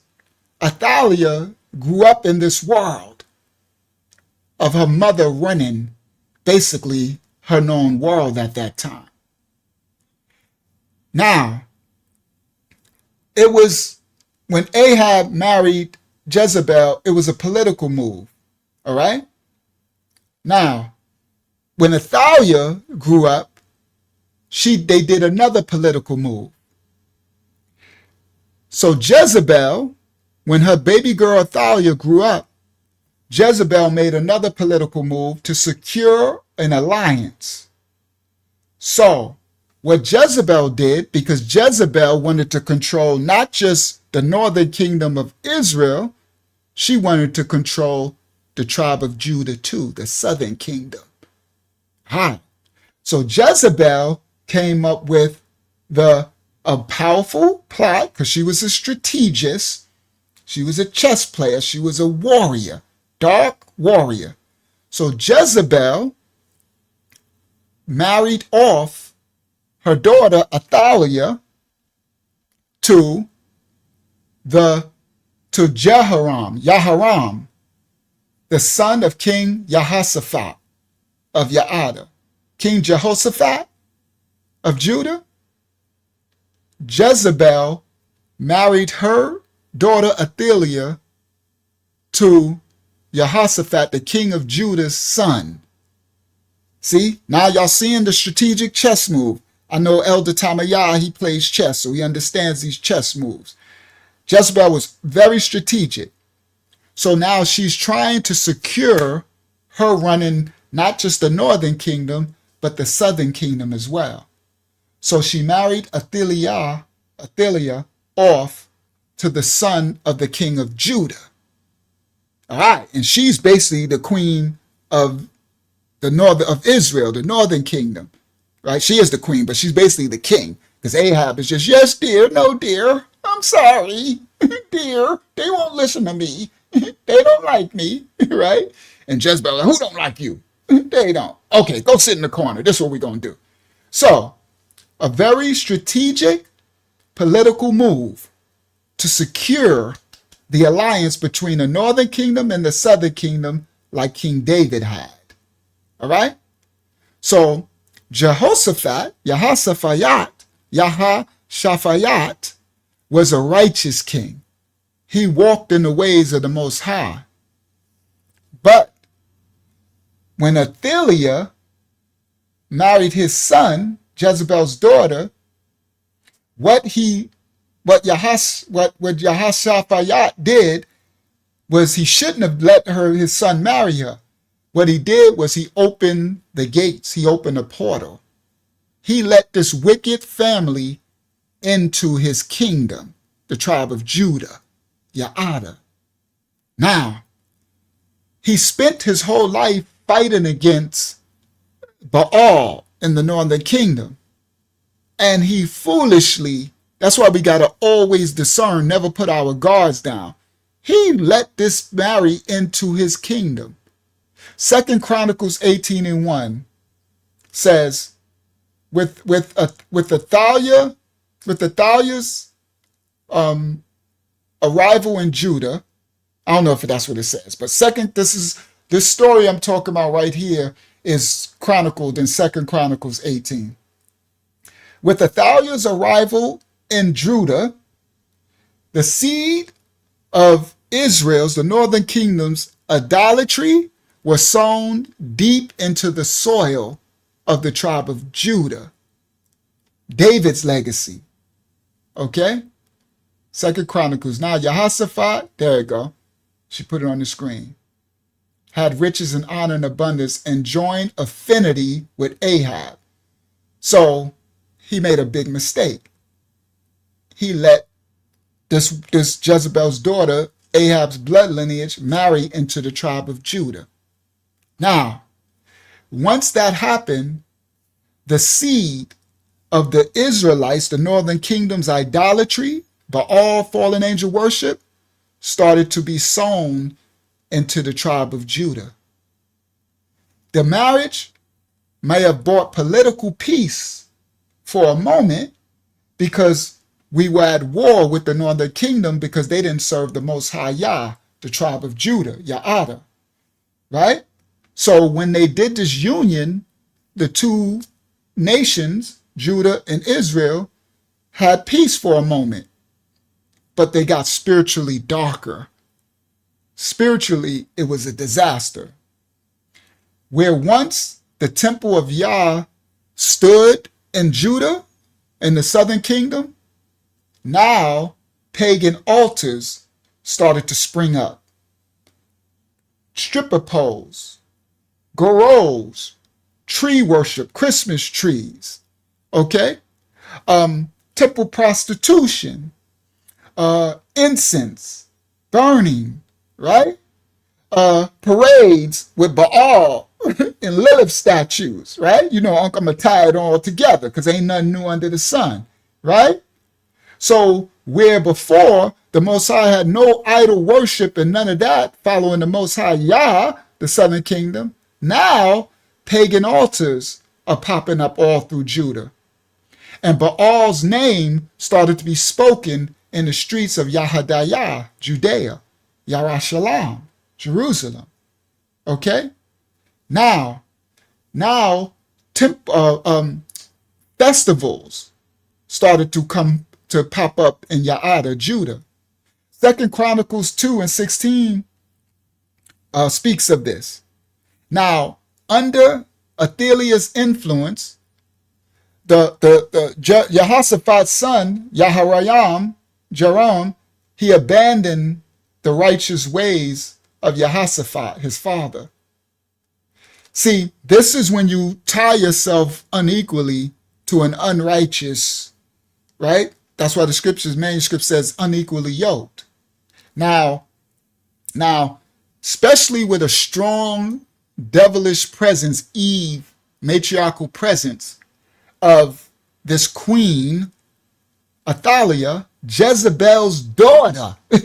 That should have been the title. When I make the other video, Jezebel's daughter, right? I just ain't want to give it away.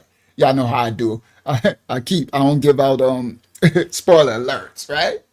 This is Jeze's daughter. Now we hear all about Jeze the Skezi. Now this dude that married Jeze's daughter, Josaphat should have knew better than that. I ain't about to marry off my son to Jezebel. Who? I'd have been like, my son would have been like, daddy, daddy, right? Like, I got this chick I'm going to marry. Okay, so my king, because you're going to be the king, right? So you're the next in line for the kingdom of Judah, right? Now, I'm like, okay, so who girl you interested in? She gotta be of a righteous lineage and all that type of stuff. Well, her name, she's from the 12 tribes. Well, who is she? Her name is Athaliah. That sounds familiar. Athaliah, I knew that name. Athaliah. Yeah, who are mom and daddy? Well, daddy, take a seat. I'm like, all right now. Y'all know your kids be like, you might want to take a seat, right? You want the good news or the bad news? You better talk. I'll be like, you better speak while your mouth still work. Let it out. Tell me now. Don't butter me up or nothing. Say it, raw and uncut. Who's his mom and daddy? Well, her mama is Jezebel. Can you imagine the look on? I would say, boy, I know this ain't nothing but April Fools. This ain't nothing but Ultra Perm. You ain't doing nothing but, I just go, boy, you ain't there. You just playing. My son, he know he a mess. I just go on in my room, right? Ain't nothing to see here. I know this boy ain't just come tell me he talking about he about to marry Jezebel's daughter. The one that I'm fighting against, the actual king of Israel, because she the king, right? Jeze the Skezi, the one that his daughter? Oh, yeah, daddy, she fly. I don't care what she look like. She fly, all right? Beelzebub fly. Baalzebub. That's where you get that from, too. Lord of the Flies and Baalzebub and all that, right? I'm like, yeah, she fly, all right? Baalzebub fly. All right, so anyway, I'm like, that boy, and he don't know, daddy? Yes, she's siren fly. No, daddy, I'm serious. I'm like, listen, somebody done told you wrong. Okay, so you definitely don't want the kingdom. All right, so who's next? I'll be like, okay, everybody, who's next online for the kingdom? Who's next up? Because this fool, Yaharam, he done lost his mind. Okay? He talking about something, he gonna marry Jezebel's daughter. That sound like a movie. Don't that sound like a book or something? It sound like a perfume. It sound like a movie, Jezebel's daughter. It's like, who the devil's alive? So Jehoshaphat then lost his mind anyway. I don't know how he let this little boy, because y'all know these little boys, we get these women, you know what I mean? Jezebel was fly. So, you know, Jezebel fly, right? You know, we get their little nose open, right? These little Ahabs. I'm like, oh, no. I'm stuck here fighting against Ahab and his minions, but all, and here you go trying to bring it. So anyway, so now, Athaliah, following after her mama, she probably put it on him. She probably did a Lilith, right? She probably said, what's my name? Say my name. Athaliah. That's right. Say it with your chest. she probably punched him in his chest. Boom, say it with your chest. Right? So anyway, now, so now Athaliah influence over Jehoram, Jehoshaphat's son, the new king of Judah. He abandoned the ways of Jehoshaphat, the righteous ways of the Most High.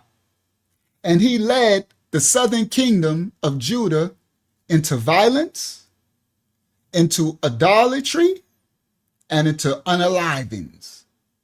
And with that, the kingdom was weakened. The people lost, the children of Judah lost now their righteousness, their way. And the stage was set for Athaliah. See, every tyrant, every dark spirit has a teacher. And for Athaliah, her teacher was Jezebel, her mama. You get it from her mama. She get it from her mama. Athaliah witnessed as the princess of Israel under Jezebel firsthand how ruthlessness and being unabashedly violent secured power. She witnessed from her mama Jezebel how fear crushed any dissension. Because Jezebel had everybody. Y'all read the book. Elijah was so scared of Jezebel. He was running. He was hiding in caves. He was under trees trying to hide from the Most High. He would have followed, what's his name? Jonah. He'd have jumped in the belly of the whale if he could have. He'd have jumped on the ship to Tarsus if he could have. The Most High had mercy. He's like, okay, you know what? You way too scared. He's like, okay, it's okay. Now you go here and do this. I'm gonna set up the person who's gonna take your place, Jehu. Okay? The Most High had grace for Elijah. That's how Jezebel ruled by fear. Okay? And now remember, Athaliah was raised under this, so she witnessed this firsthand. Okay? How ruthlessness, just violence and debauchery secured power, and fear crushed any dissension. And how devotion to Baal could be used as a weapon against the Most High Yah's people, his children, tribe of Judah. In her mother's footsteps, Jezebel, Athaliah began to weave the same web of corruption as Jezebel. But now it won't be in the streets of Samaria. It won't be in the streets of Israel. It will be in the streets of Judea, Yahadiah, Judah's holy streets. Judah was known to be fiercely loyal to the Most High Yah. And that loyalty began to change. Altars to Baal started to replace the temples to the Most High Yah. Priests that were loyal to Yah were replaced, unalived, silenced, jailed, enslaved, and forgotten. 2 Chronicles 2, I think 21 and 11. All right? Athaliah was no longer just a queen. She got married now. She's the queen of Judah and Israel. But she was no longer a queen. Now she is a priestess of wickedness, a priestess of darkness, a priestess of rebellion. Now King Jehoram, Yaharam, he ruled, but it was Athaliah who held the reins, just like Jezebel and Ahab. This is the Jezebel and Ahab story of Judah, kingdom of Judah versus Israel.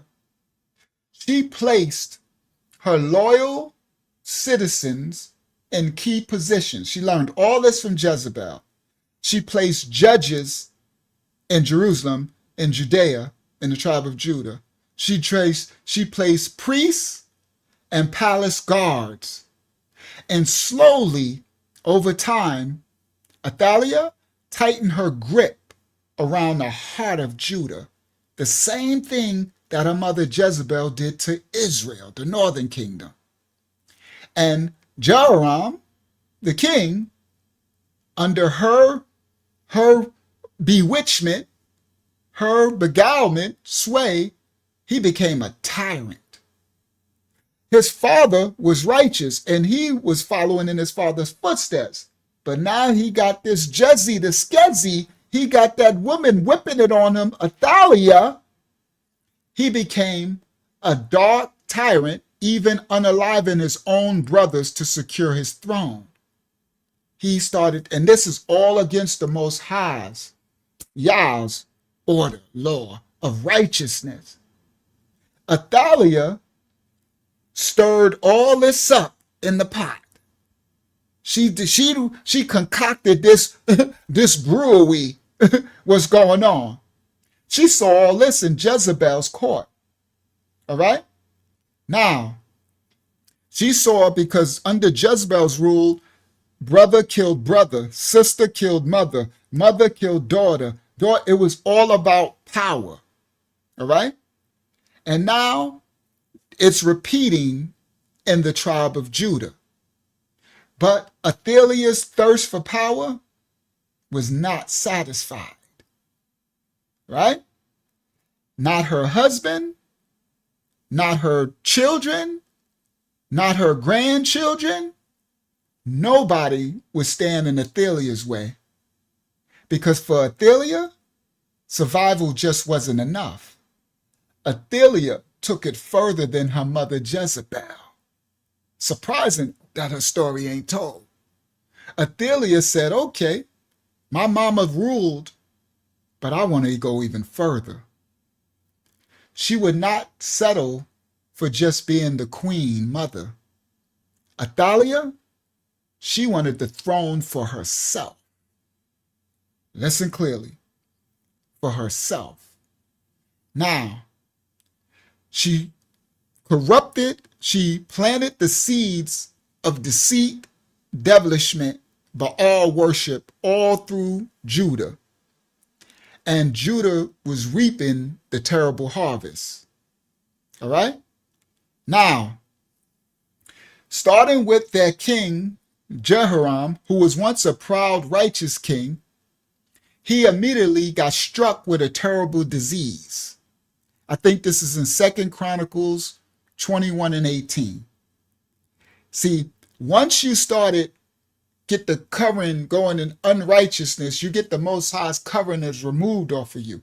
And once you come in covenant with this Baal worship, following these fallen angels and stuff, right? So the kingdom of Judah started to take on, dark things started to happen that didn't used to happen in the kingdom. And it started with the king. He was struck with a terrible disease. And the Safariyah, what they call the Bible, says it was a disease without pity, meaning it was so destructive to his temple. His agony in this disease dragged on for 2 years. He wasted away and withered away as the king of Judah for 2 years. All right? His people didn't even learn mercy because they're becoming so dark under Athaliah's reign now, right? Because the king is sick. So the queen reminds you of Jezebel's story, right? Yes, an incurable disease. All right. So the people, the tribe of Judah, they didn't even care. All right. So Jeroboam, he ruled under Athaliah by fear, right? But in the end, when he died, nobody wept. Nobody cared. The compassion, the empathy in the tribe of Judah became wicked and cold under Athaliah.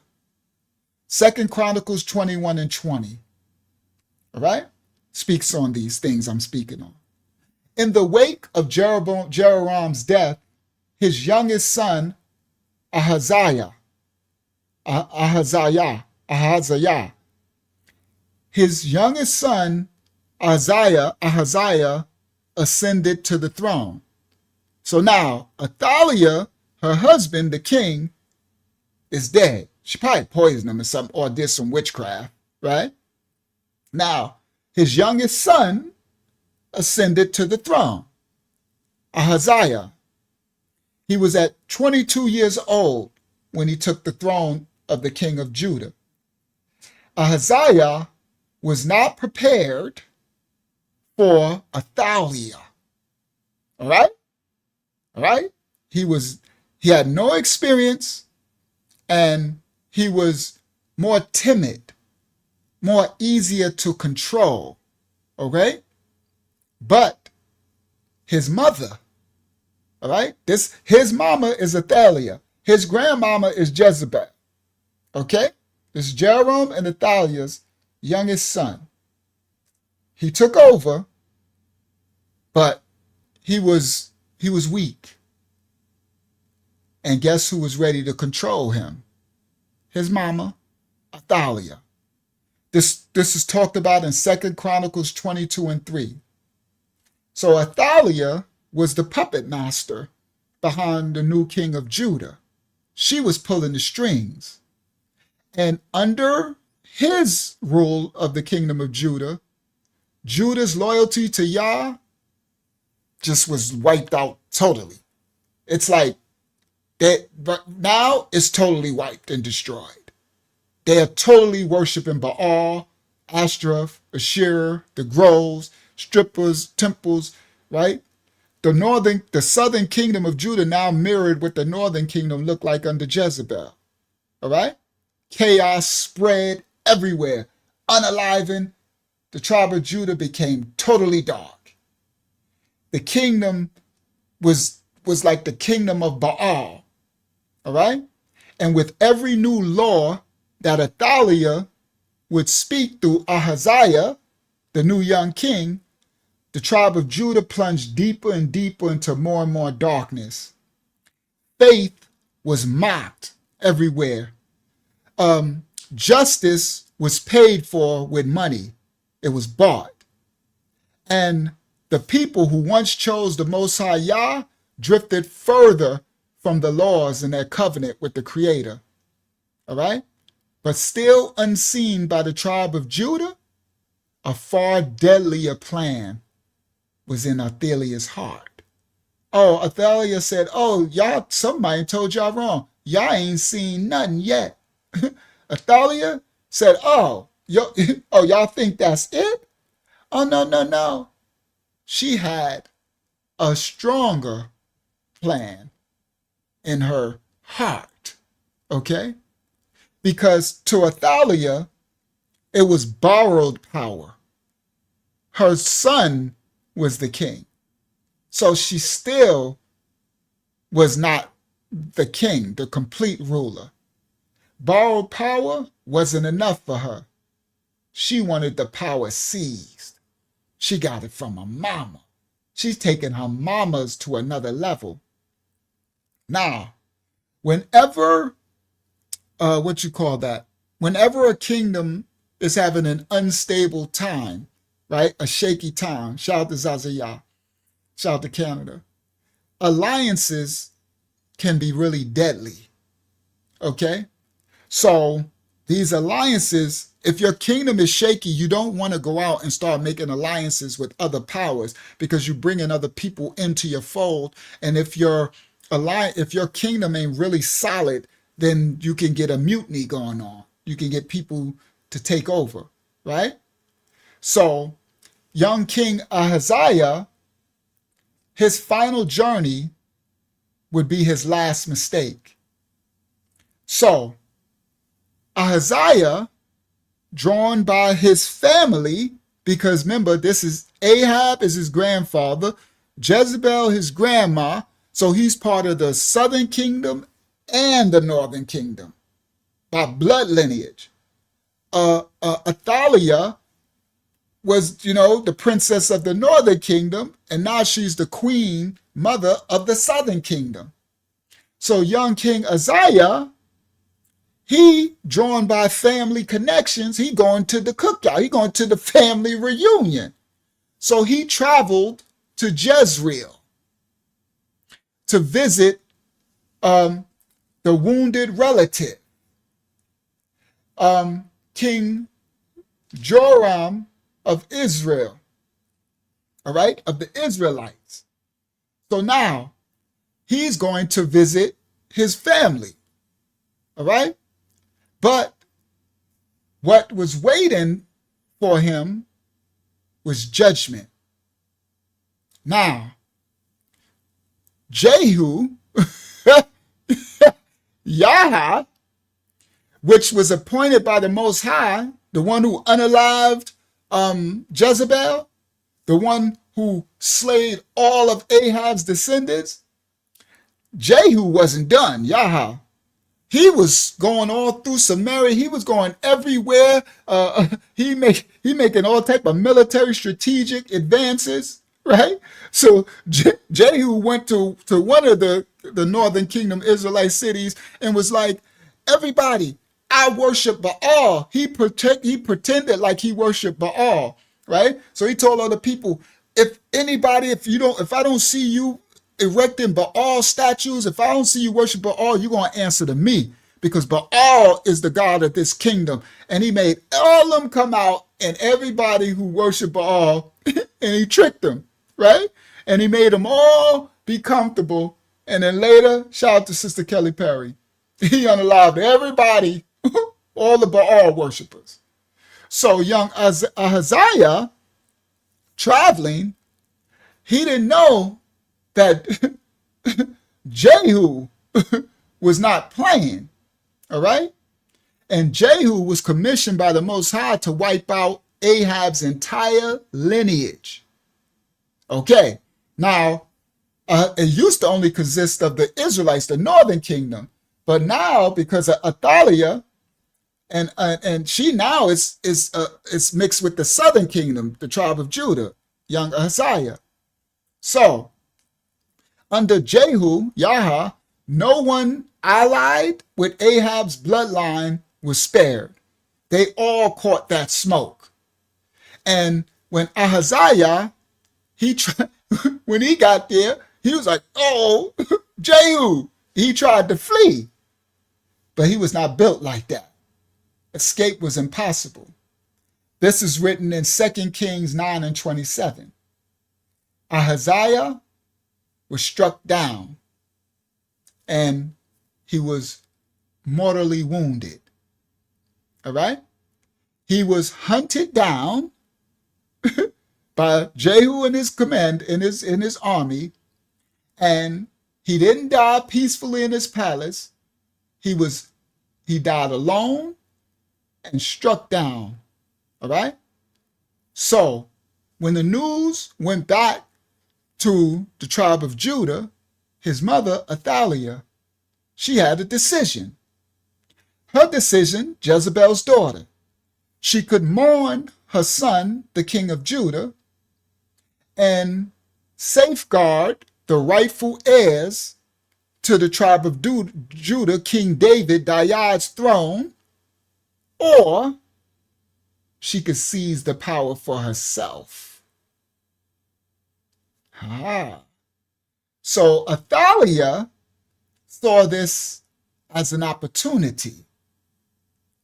So Athaliah, this was like what she was waiting for. She probably sent him there. To be honest with you, you know how we can fill in some of the gaps, knowing her spirit? She know that her youngest son, the king, wasn't built like that. So she probably sent them to the family reunion. Go have a cookout. They're having a cookout in Jezreel. Go see your uncle, go see your uncle and them, right? And she probably already knew because she was on the lookout for Jehu, right? Because Jehu's slaying everything. So she keeping tabs. So she probably sent them in there to get ambushed. All right? I'm just thinking that. I'm just, that ain't written in the scripture, but we just, right? So anyway, now, it's my thoughts. Now, Athaliah, she faced a dilemma. Now I think about it probably wasn't a dilemma. She probably set that all up. So, Athaliah came up with a plan. And she's like, you know what?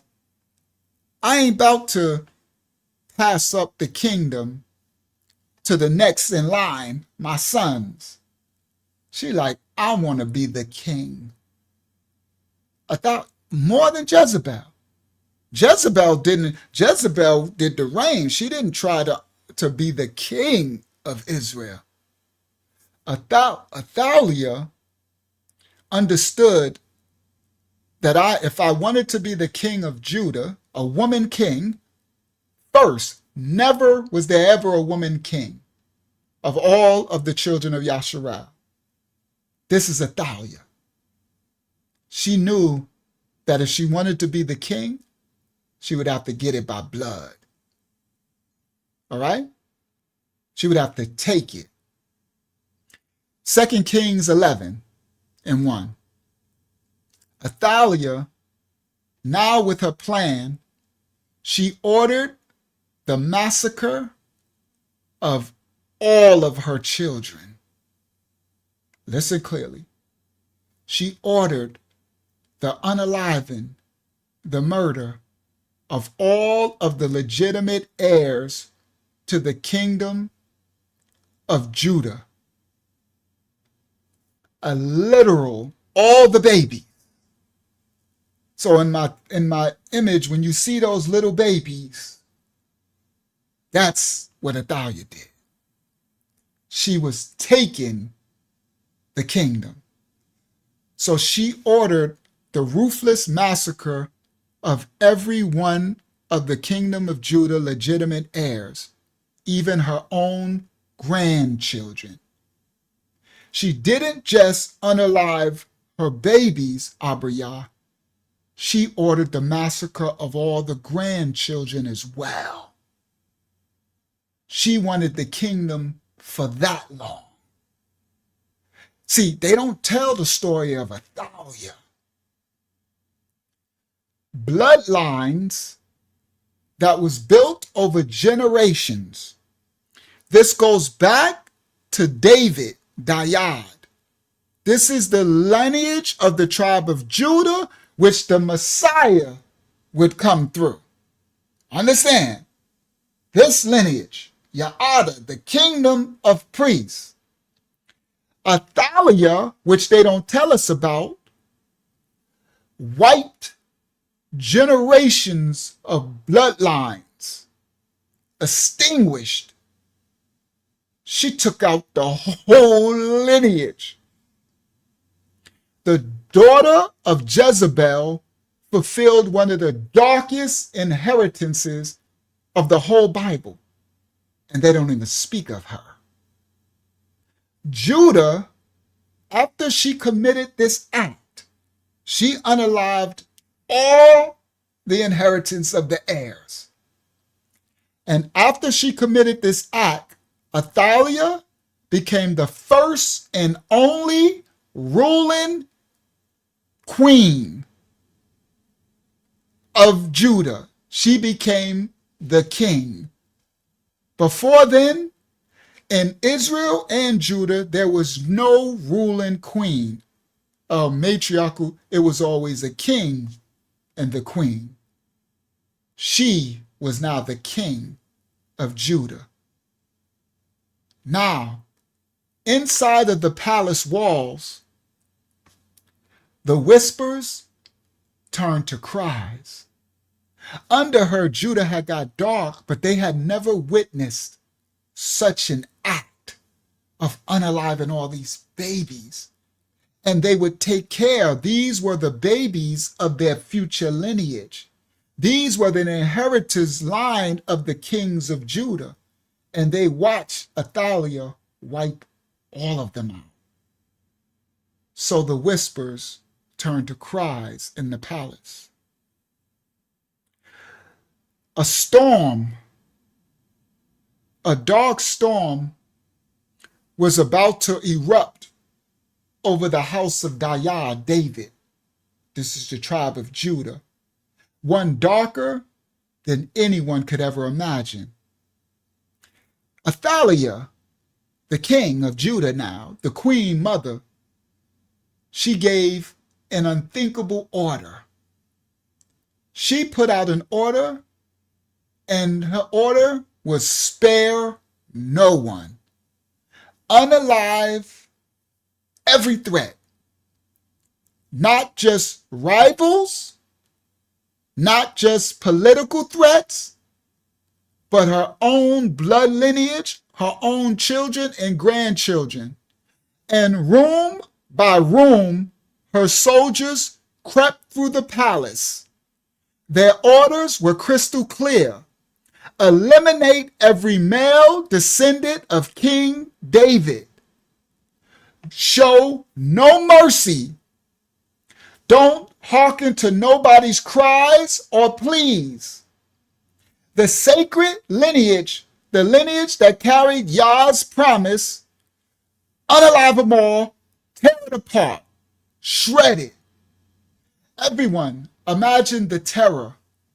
Imagine the temple, all the workers, the children being washed in the bathtub and these were the future kings. All right? Imagine the pounding of the soldiers' boots, the steel in their hands, the wives, the mothers, the nurses screaming, praying, bargaining for their innocent lives in one single night. Athaliah made this happen in one night. The whole lineage, house of David, tribe of Judah, seemed to fall silent. The promises that were given to Abraham, the covenant with David, now was on the brink of annihilation. And Athaliah, by committing the act, believed she had secured the bag. She believed she secured her reign. With this act, she thought she had no rival, no more heirs, no one left. She was the king mother of Israel and Judah, basically now, but of Ya'ada. But sometimes the Most High has plans that he hides in the smallest of hands. So, with all the royal heirs dead, all the babies unalive, all the threats, and the tribe of Judah, the house of David, shattered, Athaliah sat on the throne, Queen Mama, the king. But her throne would be ruled in a reign of terror. So, following after the footsteps of her mother Jezebel, Athaliah unleashed Baal worship upon Judah like they had never imagined. Now she has the complete kingdom. You see those babies? That's what she was doing. Now she unleashed Baal, Asherah, Ashtaroth worship on Judah openly, defiantly. She went and she sent her soldiers into the temples of Yah and ransacked it. She took all the treasures and destroyed it. She took everything that was in honor of the Most High Yah. She destroyed it. She plundered it. All right? Once the temples where they rose prayers up to the Most High, now they burn incense smoke to Baal. This is why when I showed the France right now doing their worship, they had everything burning. Remember, they had the 666 burning, and they had the smoke coming out the Minotaur's nose. They had smoke coming out of what's the name's nose? Lilith nose. That's what all of this is Baal worship. That's what the smoke is. That's why the Most High says don't burn no incense and all that, sacrifices. So once where prayers went up to the Most High, now all through the temple and the kingdom of Judah, smoke was rising up as the worship to Baal. Now, so she made a decree that anybody who gave worship to the Most High Yah became an act of rebellion by unalivement. To speak, listen clearly, everybody listen, to speak Yah's name, we going somewhere. See, this is why they don't teach you everything about the manuscript, because you don't know where this comes from.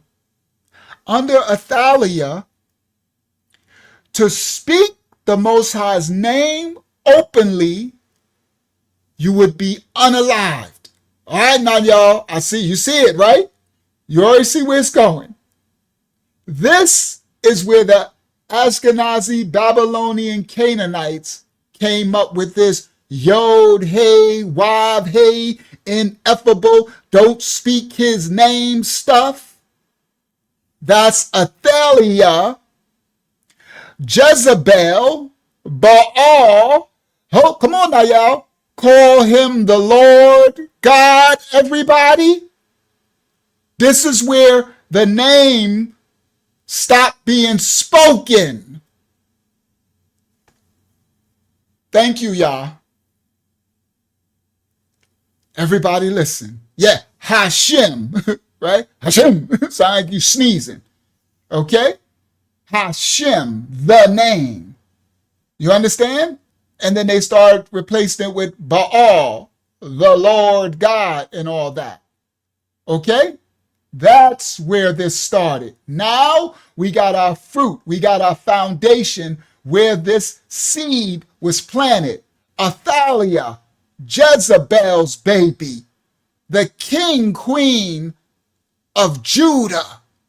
So when the converts took over, they followed in Baal worship. That's why they do Babylonian temple. Imagine all this stuff. Now we have and they want to say it's too sacred. No, it came about because Athaliah said that if anybody openly spoke the name of Yah, they would be unalived immediately. So in the kingdom Ya'ada, it was now unlawful to speak his name. And they started, so Baal's name was spoken, the Lord. Yeah, I turned it down. All right? Now, it keeps turning it up, and it is what it is. Now, Judah, the tribe of Ya'ada, once the promoters of the Most High Yah, his promise, his covenant, they now groaned under the weight of wickedness of Athaliah. Fear that Athaliah promoted, she learned from Jezebel. Fear gripped every household. In Judah, neighbors feared neighbors. Brothers feared brothers. The spirit of oppression poisoned the very air through Judea. Excuse me? Mm-hmm. It reminds me of the Salem witch trials. Yeah, it does. It really does. You can feel the presence, right? Yep, and they still calling on the Lord God today in Circe, Baal worship. Ain't nothing new under the sun. Still today, all to Athaliah. We don't even know who she is. That's crazy work, right? Crazy work. Now, every household was living in fear of one another. The spirit of oppression was so thick over the kingdom, the cities. It was a dark, silent terror. When we watched the beginning clip of France of the Lilith, what does she say? She says, I come to eat the light, put out the sun, right? You know, I'm always tied together because it's always ties together, right? Now, it was a oppression and a dark, silent terror. It was a land where justice and righteousness had no more bearings, no more power. Faith was removed. Now, Athaliah ruled the tribe of Judah with an iron fist. She ruled without no love. No, shout out to Run Rock, no Ahabayah. And because of this, the way she ruled the kingdom of Judah, her people, the citizens, they hated her. They called her, she had a nickname, they called her the queen that nobody loved. That was her nickname. And she didn't care. Okay? She wanted power. All right? Now, Athaliah, she knew it. But she didn't care because power and brutality and violence brought her the throne. All right? Now, Athaliah, she believed from all her wicked dark acts that she destroyed every threat. She believed that the lineage of the house of David would be no more, and the continual lineage now would be what she would continue on. If she would mix, she would choose the new lineage of the line of David. She thought every threat was destroyed. But the Most High Yah had other plans. All right? And her name was Jehosheba. Yahashaba. Shout out to our daughter, our auntie, our grandmama, Yahashaba. Jehosheba. Athaliah's daughter. All right? King Jehoram's daughter. The sister of the slain king Ahaziah. Now, when Athaliah sent her armies into the palace to unalive all the royal children, her daughter, Yahasheba, she, risking her own life in the dead of the night, in the darkness, she snuck through the palace. She found the young infant, Joash.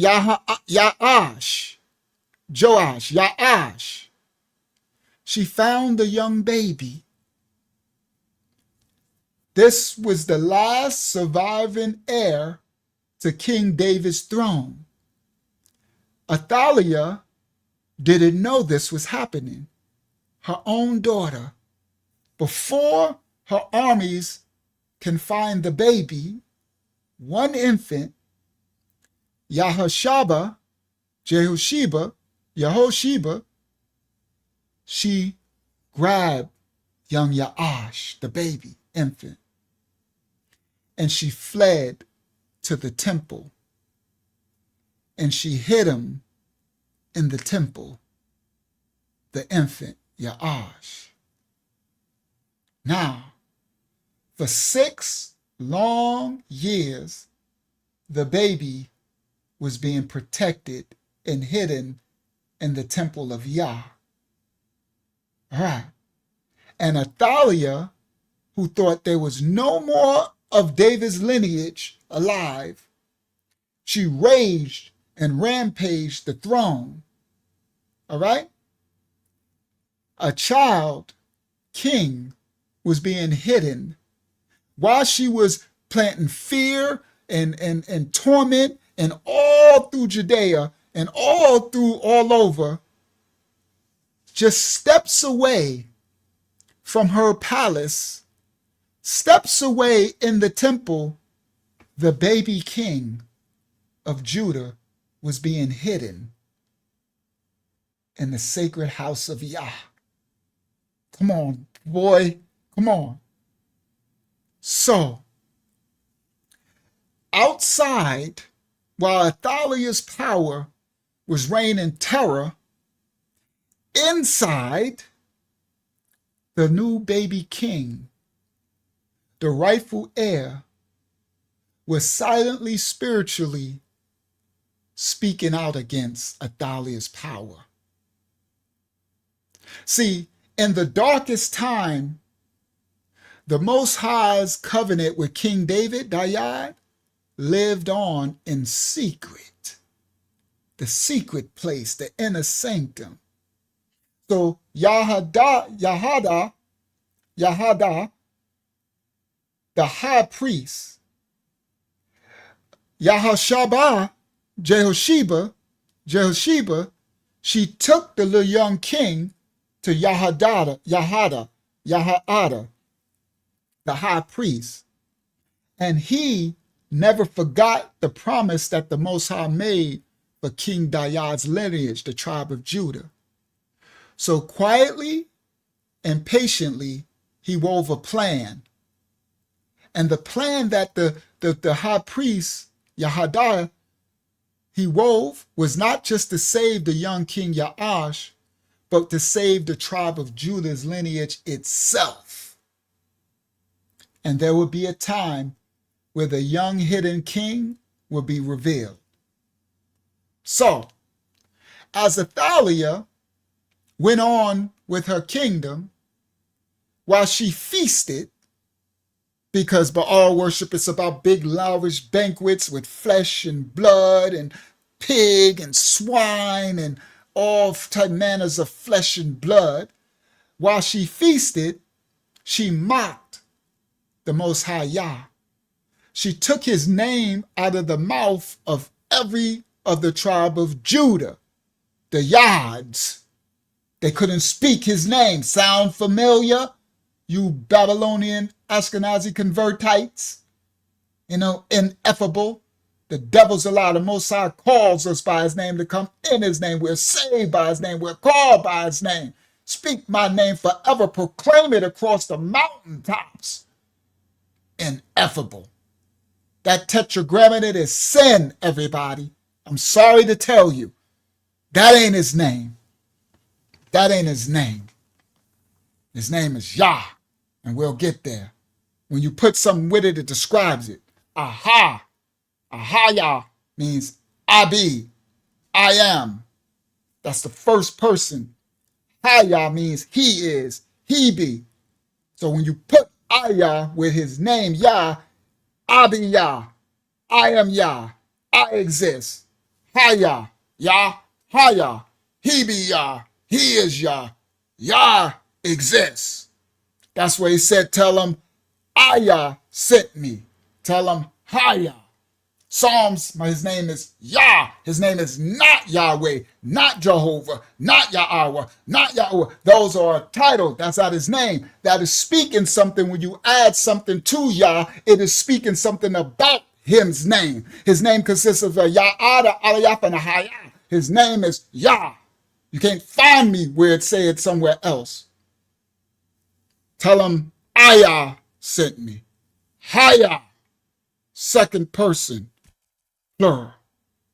So I mean second person, perfect. They call it imperfect and perfect, whatever.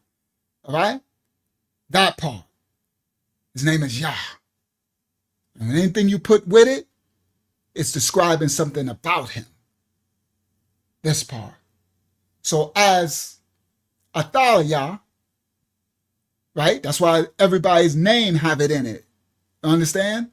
Her name is Athaliah. Do you understand? Not Athaliah way, not Athaliah and all that stuff. Okay? Athaliah, Hezekiah, Ya'ash, Ya'ab, Yarashalam. Do you understand? And everything you put describes something of his name. So all of our names with Yah, it describes something about the creator. All right? Shalom. Do you know what shalom means? Shalom? That means peace and blessings of the Most High. So the city, Yara, Shalom. Yara means reverence and respect. Okay, that's where they get the transliterary word fear, also love. So Yara Shalom, the city, means the peace and blessings and the reverence and respect of the Most High Yah. That's the name of the city. Okay? That's how every name meant something. That's why we teach the Habariyah, not the Canaanite Hebrew, with these vowels and diacritic sin marks. All right, now anyway, let's get back. While Athaliah feasted, while she mocked, the Most High Yah took his name out of the tongue, broke down all his temples, his worship places, built up groves and stripper poles and Baal and incense and burning things through the city, while she believed herself to be untouchable, the Most High's law, destiny, plotted her downfall. See, while she was doing all this, the lion of Ya'ada was still roaring in a little baby boy. A little young king was hidden in the temples.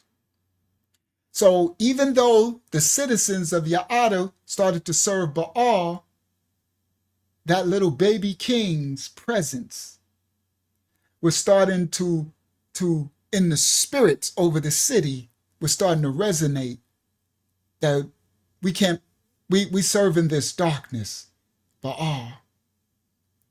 They didn't like Athaliah.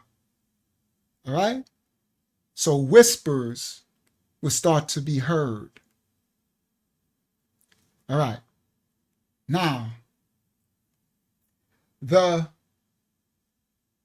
book of 2 Chronicles 23:1, all right? It speaks of this part of the story what I'm telling, all right?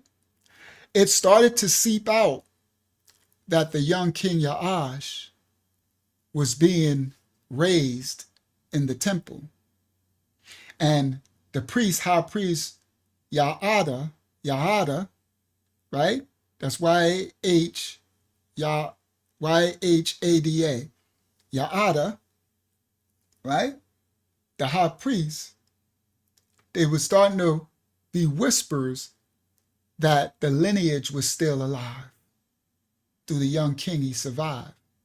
That Yahashaba, Athaliah's daughter, got the king out the palace, the young king. Now, a covenant was made while Athaliah thought she had everybody in fear. And the covenant was made to restore the rightful king and to tear down the Queen Athaliah's reign of Judah. She reigned for 6 years. And for 6 years, the young baby king was being raised. And then, at the appointed time, the Mayad, the high priest Ya'ada, brought forth the young boy king, Ya'az. And he brought forth the king to the people. And a gas swept through all the children of Judah, all the streets. A gas and a joy swept that the line of David had survived. and the temple and the streets erupted in joy. A tidal wave of shouts, prayers, tears, joy, singing, worship. After 6 years of unaliving and darkness and Baal worship and just the darkest oppression, fear gripping, the hope of the covenant of the Most High had returned. The baby king was pronounced from the temple by the high priest Yaada. From her throne, Athaliah heard the roar of the people. She heard songs. She heard the name Yah. Listen clearly. From her palace temple, come on, Yah's remnant. Come on, Yashala, Yah is always there. From Athaliah's palace temple, she heard the name Yah coming through her windows, singing praises to Yah. This goes out to Yah, Yah, Yah, Yah. She's heard singing praises to the Father. And she like, hold up, ain't nobody supposed to say that name. So she rose up in her palace windows, and from her stolen throne, she heard the roar of the people. Their cries grew louder, but it wasn't the cries that she was used to hearing. She was used to hearing the cries of fear, the cries of pain, the cries of torment. But now she's hearing the cries of triumph. Athaliah's like, what is going on here? Who dare say the name of Yah? What is they singing? What is happening? And driven by rage, by fear, hate, and anger, the king of Judah, the queen king, Athaliah, she raced towards the noise. She raced out the temple to the streets. What are they singing? Who is singing to Yah? And when she got to the people, she stood there, and there was a little boy with a crown on his head. The crowned boy king of Judah, Ya'ash, was presented. And at that moment, she realized that her nightmare had come true. And Athaliah, in her final act, her desperate cry tore through the air, and she yelled out, "Treason! Treason! Treason! This is treason! You will all die! You will all be unalived! Treasonous!" She called out for her palace guards, "This is treason! Unalive them all!" 2 Kings 113 to 114, I think the story takes place. This woman who took the kingdom of Judah, Jezebel's daughter, who slain her own flesh and blood, her babies and her grandbabies, one child survived. The woman who had crowned herself with violence and unaliving, she now accused others of treason. The woman who was the most treasonous, that's crazy, right? The woman, it's like the woman who stole everything started calling everybody else thieves. She's crying out treason. The irony of that is insane, right? Athaliah was calling out treason, and she was saying, "Off with the heads of them all." But the woman who had defied the Most High Yah, slaughtered her own family, she stood now alone, surrounded by the children of Judah who did not like her and the baby king. And then the high priest, Yahidiah, who raised young Yaash, the young baby king of Judah, the fearless priest, while her daughter, Yahashaba, stood by, he gave the order. Yahidiah gave the order, take Athaliah outside of the temple. Let no blood stain the house of the Most High Yah. 2 Kings 11 and 15. So the other one I think was 11 and 13 and 4, if I'm correct. 2 Kings 11 and 15. And they carried Athaliah out the same gates that she slaughtered so many innocents in, and the gates that she strutted her glory and her regal wares. And they carried her out of the temple, out of the gates.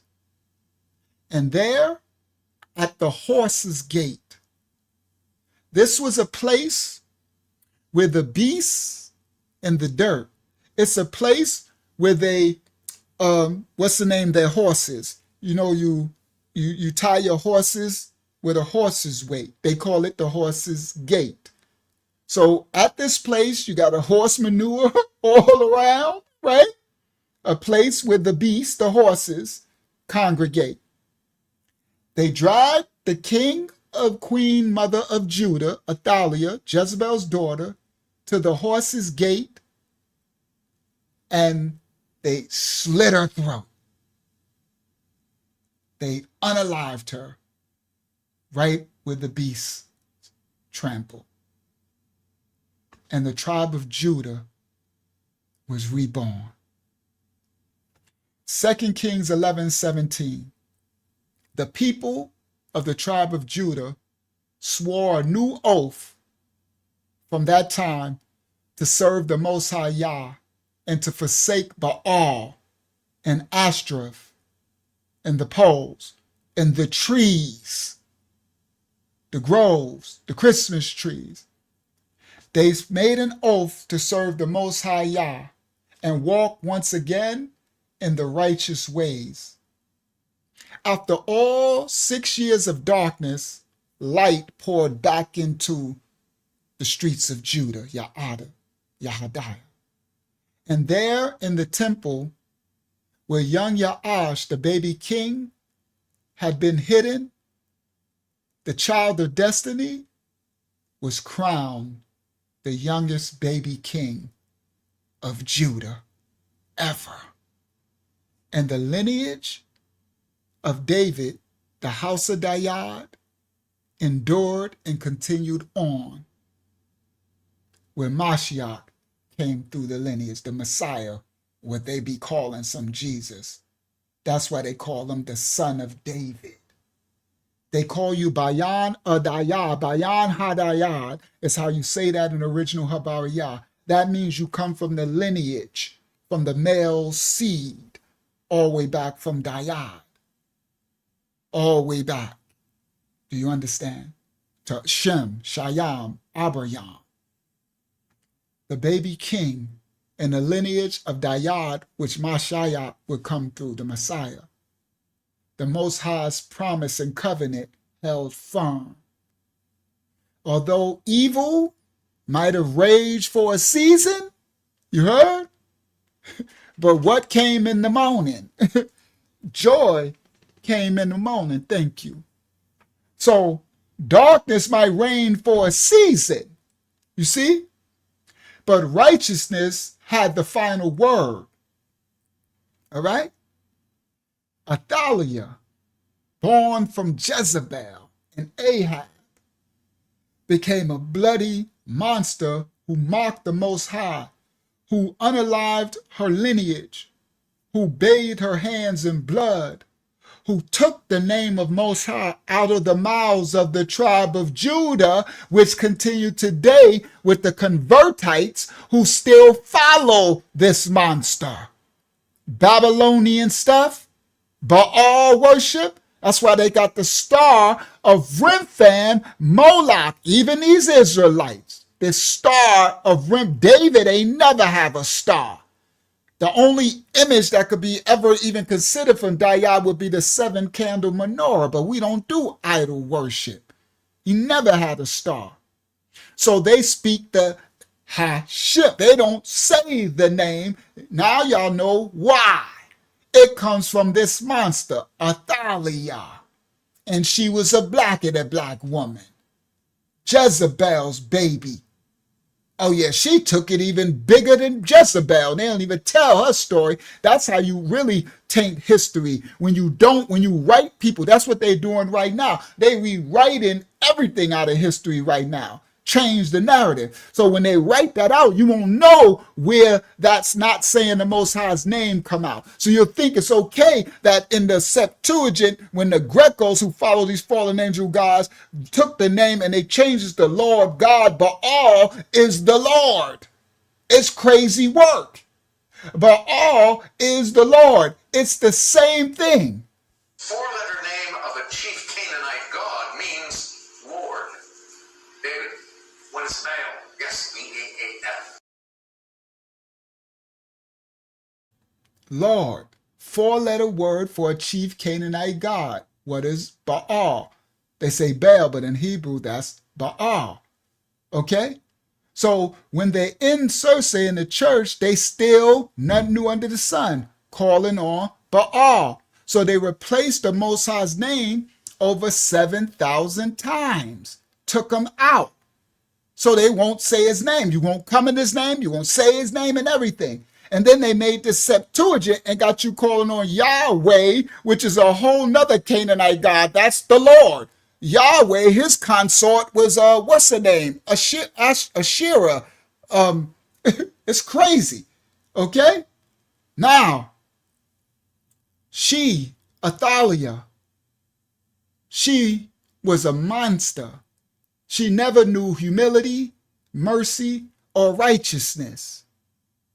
She ruled a kingdom of violence, a kingdom of rebellion. She was not just a villain, she was a warning. The warning that when power becomes a god, when fear blinds righteousness, when idols replace the Most High's word, evil is not only possible, it's inevitable. Okay? Athaliah's story is one of the darkest harvests of seeds sown in the tribe of Judah's history, and nobody tells the story. It's not just a story of ancient cruelty. It's a stark, chilling reminder of what happens when power is prized above all else. It's a story that is echoed today everywhere, where pride drowns out righteousness and ambition, the bag, power, silences morality and consciousness. This was the story of Athaliah, Jezebel's baby girl. I'm sure Jezebel would be darkly proud of the work that her baby did. Now, I'm going to close out. Now, tonight, we broke down, we did the title. Millions are in the streets celebrating Lilith, Baal, and Jezebel. I didn't put Athaliah because I don't do spoiler alerts, right? So that's why everything I do is strategic, right? I could have named it, so I put Jezebel because I know if I put Athaliah, that'll have some people goes, oh, let me see what Uncle's going to bring, right? No spoiler alerts, right? So now I'll probably change it to Jezebel's daughter in the title, right? Okay, so we saw this.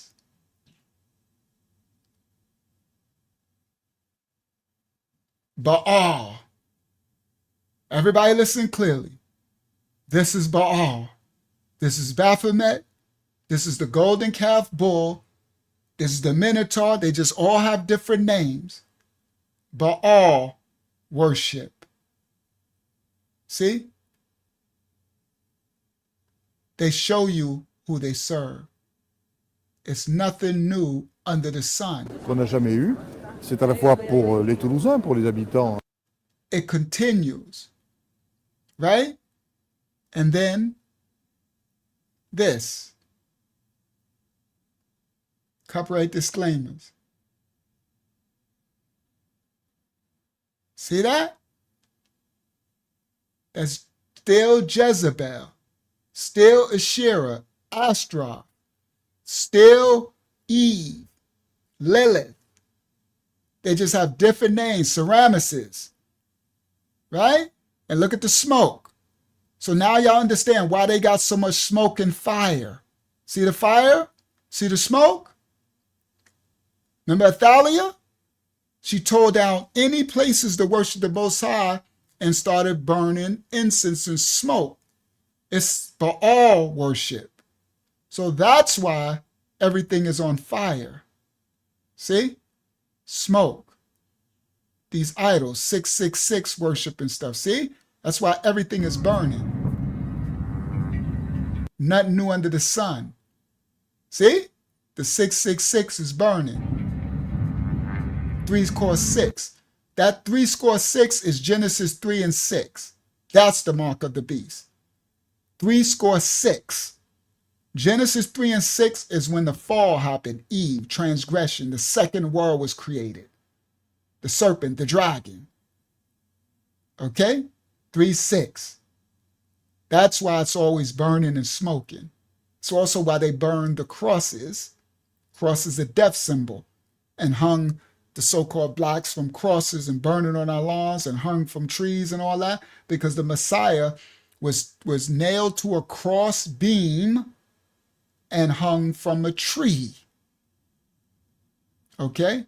And the reason why they burn it is because they're giving homage to Baal, to the dragon, to the serpent. That's where you get the fire-breathing dragon stuff from. So that's why smoke is coming out her nose. And you see they got fire everywhere and smoke. All right? See all the smoke and the fire as she go through the streets. And see the burning. See? Baal worship. See, everything on fire and burning. And then they bring Baal to meet her, the dragon to meet Eve. See? And smoke coming out his nose, smoke coming out her nose. And then they hold hands. They smashing some bestiality stuff, right? This is some of the darkest stuff in the world. Today, this was a couple of weeks ago. Yeah, when the eyes was open was crazy work. Right? Look at the millions of people worldwide. Millions of people. See all the fire? This is Baal worship. Now, I'm going to play that one. Now I'm going to close out. I know I got a word for this. Let me show that one more time when she opened her eyes. I'm going to let it play back. Watch this. Copyright disclaimers in effect.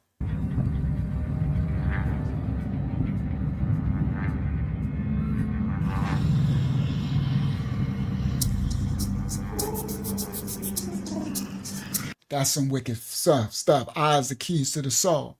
All right. Now, I made another backdrop for me to close out. Y'all know I got a word. Share this tab and... Go ahead, Akim. I meant to mention a lot earlier, but tonight starts the beginning of Hanukkah on our calendar. Okay. I got to break that down, the Hanukkah thing, because I don't think that's ours. I saw it somewhere. So I don't want to speak right now because I was going to bring it out, but I'll make sure. Before I don't want to speak too much, but I don't think that's ours. I think that's the wish, the Babylon. They made that up. I don't think that's ours. I'll break it down.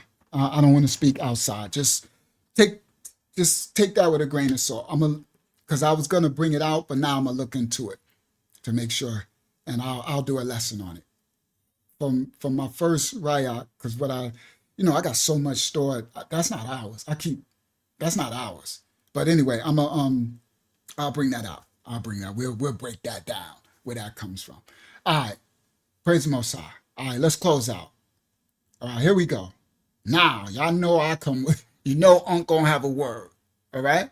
I'm going to have a word. Ain't no way in the world we're going to do all this. So, family, after everything that we have seen tonight, after hearing Athaliah, Jezebel's daughter's story, the boy king, the slaughtering of the babies. Now, we know that Minotaur that they have in France wants what? He wants the baby. He wants to be fed the babies. We know that's Moloch, Baal, worship, slaughter of the innocents. So after everything we have witnessed tonight, after watching millions fill the streets, I made this backdrop to play for my outro. After watching millions fill the streets, after watching the symbols of Baal, Lilith, and learning of the ancient goddess Athera, we now come to a place of deeper understanding. Now, these deities that they are parading through the cities like it's entertainment. After us seeing the line between rituals and festivals dissolve. So they had all of these holidays. We're going into the darkest one. That's why these festivals are now. This is the witching season. It's also the holy season, but they mimic it. So we got the Saturnalia season, right? Oh, I didn't save that one. Oh, I had a video for this. I should have showed it. It is spooky. I don't know where I put it. Oh, man, that would have been, I knew it was one I forgot. That would have been perfect right here. Oh, sorry, I'll do it another time. All right? Because we coming into that season anyway. I'll save it for that. But anyway, this is the time Satan Claus, Krampus, Crisis Mass, and all that stuff. Seasons of the witch. This is why they got these parades and stuff. These are the line between ritual and festival. So it was festivals, these mystery cults, all of this ancient fallen angel worship. They always had festivals, okay? Ritual and festival become one. So tonight, as we expose, we face a truth darker than the night sky over France. And the truth is, the world is no longer trying to hide its rebellion. It's actually openly celebrating it on the world stage. They ain't no longer trying to hide it. You know, we really in the end times. What used to be whispered in ancient covens, what used to be drawn in secret through symbology, what used to be practiced behind temple doors is now being paraded down the street. Entire streets, entire nations, entire generations are now participating. They're bringing the babies, they're clapping, they're celebrating the practices that used to be hiding in secrecy, secret societies and stuff. See, this is not a coincidence, children. This is prophecy unfolding in front of our face in real time. Because when a nation celebrates what the Most High calls an abomination, when the crowds in the streets cheer for imagery rooted in ancient witchcraft rebellion, fallen angel worship, when mythic devils, demons, seductive spirits, and fertility gods and goddesses are elevated like they are the celebrities in the streets, this Minotaur, Baal, Lilith was celebrated through the streets. When this happens, that means we are watching a world and a society that is spiritually divorced from the Most High. In our present day time, Ecclesiasticus, the book of Sirach 15 and 13 says, the Most High hateth all abomination, and they that have respect for the Most High loves it not. Those that fear Yah love it not. We don't love respect. We don't love the abomination either. See, but the world does not hate the abomination anymore. And they're showing you the world don't hate the abomination anymore. The world now dances with the abomination. They call it dancing with the devil. The world crowns the abomination. It paints the abomination on floats, in parades, down the street. It raises the abomination on mechanical beasts made by man's hands. And it applauds the abomination as it marches past down the street past their children. So the world is showing you it does not hate the abomination. It has become one with it. Children of the Most High of every nation, kindred, and tongue, my family, Mashfaya. This is not culture. This is actual ritual disguised. Well, it is a culture. Yeah, no, it's not. It is culture. It's not a righteous culture. It's unrighteous. It's rituals. It is worship disguised as entertainment.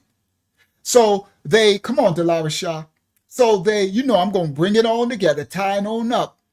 So they disguise this idolatry, this worship as entertainment down the streets. And all bring the kids out and, hey, look, mommy.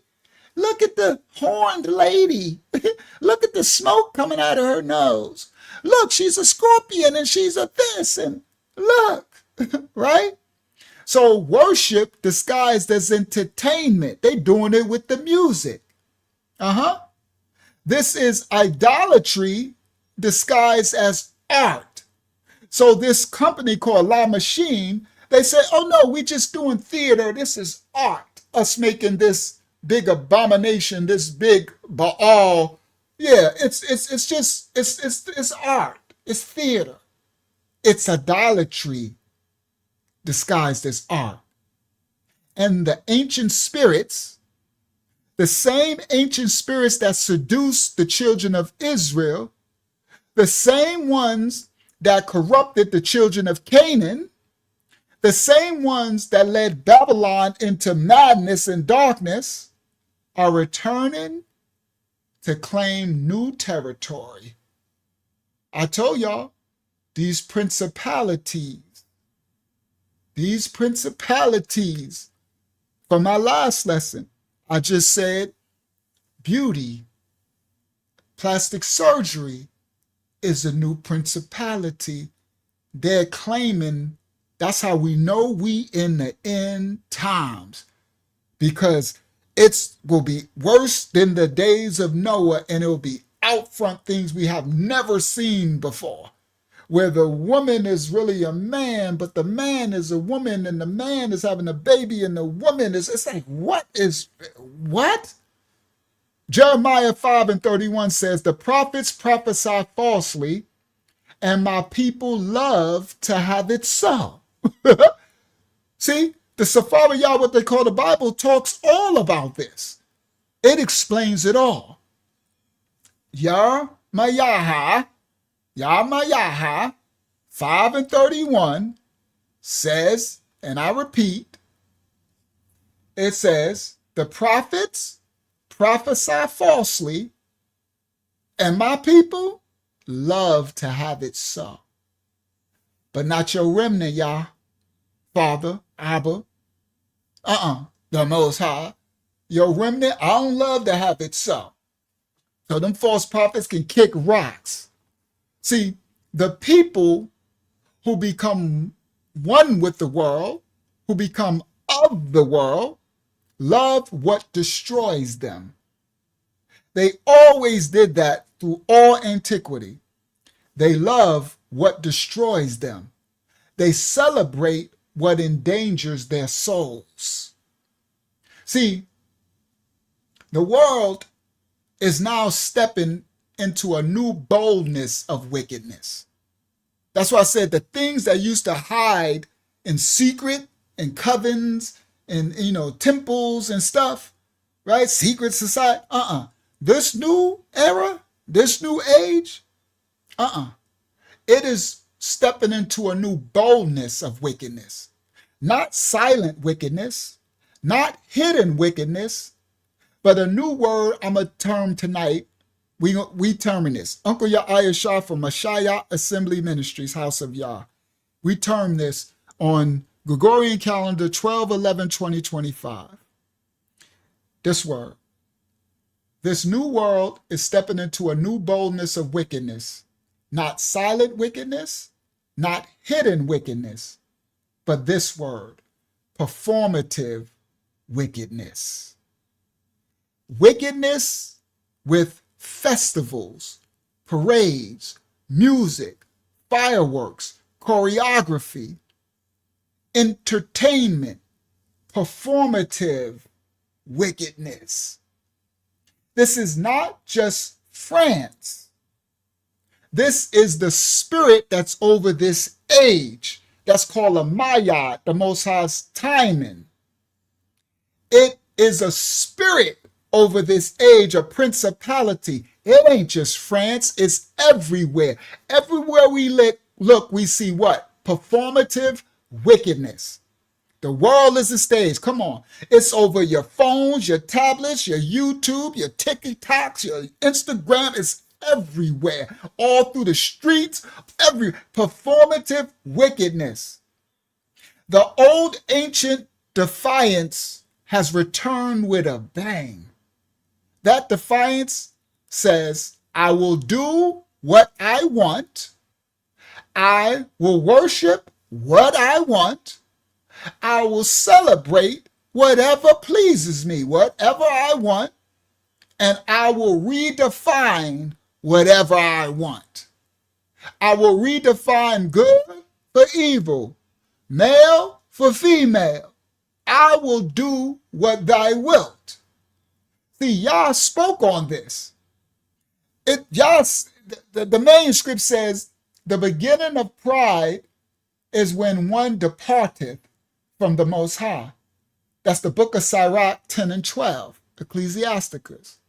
The beginning of pride is when one departeth from Yah. I will redefine good and evil. I will do what I want. I will celebrate what pleases my flesh. See, a nation that departs from the Most High always returns to idols. And yet, children, this ain't the most frightening part. The most frightening part is that millions and millions will see this and they will feel and do nothing about it.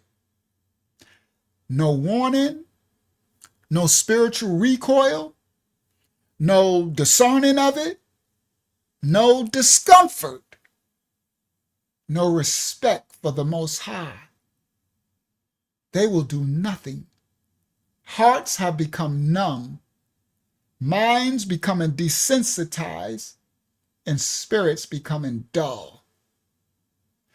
The Sefer Yah, what the what they call the Bible calls this the falling away.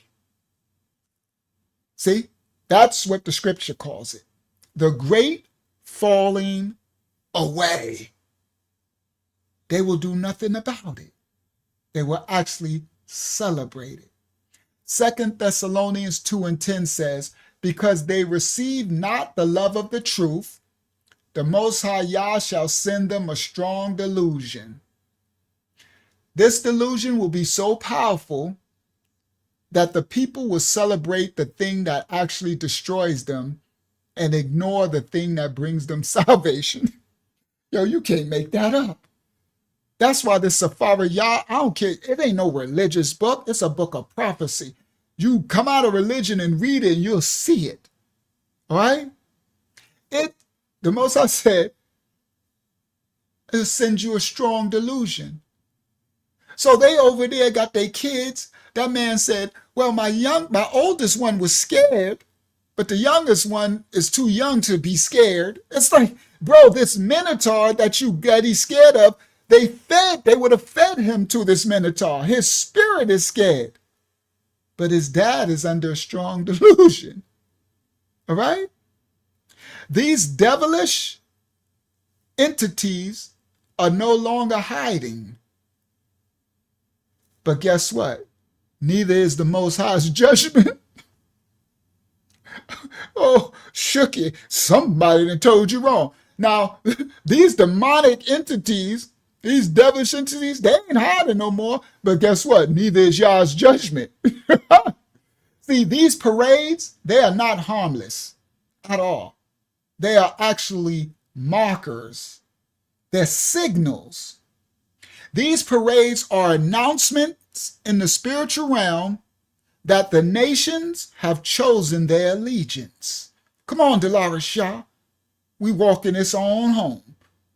These parades ain't none of this stuff harmless.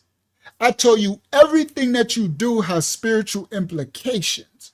You understand? And you can't lie to the spirit realm. So these things that these nations are doing are announcement in the spirit realm that their nations have chosen their allegiance. See, Baal represents rebellion, bloodshed, and corruption. And Lilith represents seduction, chaos, and spiritual lawlessness. So when you put the two together, like they just put in this parade, they have Baal and Lilith hold hands like boyfriend and girlfriends, and it breeds rebellion, bloodshed, corruption, seduction, chaos, and spiritual lawlessness. This is the covenant that they come into Dolores Shaw, thinking this is just entertainment. You heard? It's performative wickedness. And now, in the last days, the world resurrect Baal and Lilith with joy. You can't make this up. With joy. In the streets, people in the windows, they by the millions gathered. Just happy and joyful.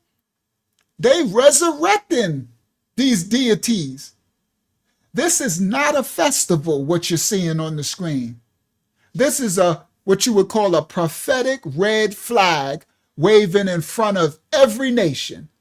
So the Most High said, I was going to do something. It took me all. I didn't know what he was going to have me to do. I sat here. I told the study last night, Tuesday. I said, I finished the Bible study last night at like 1 a.m. I said, I hope I'm not sitting here in this chair to about 2 p.m. because sometime the Most High won't give me what he want me to bring out. I sit here all night. And guess what happened? I finished. Everybody know, remember, look at when that time I put the thumbnail up, 1 p.m. And then I messaged the ministry on WhatsApp. Like, guys, I'm just 2 p.m. Literally, I said it. I sat here all night trying to figure out what do you want me to bring out.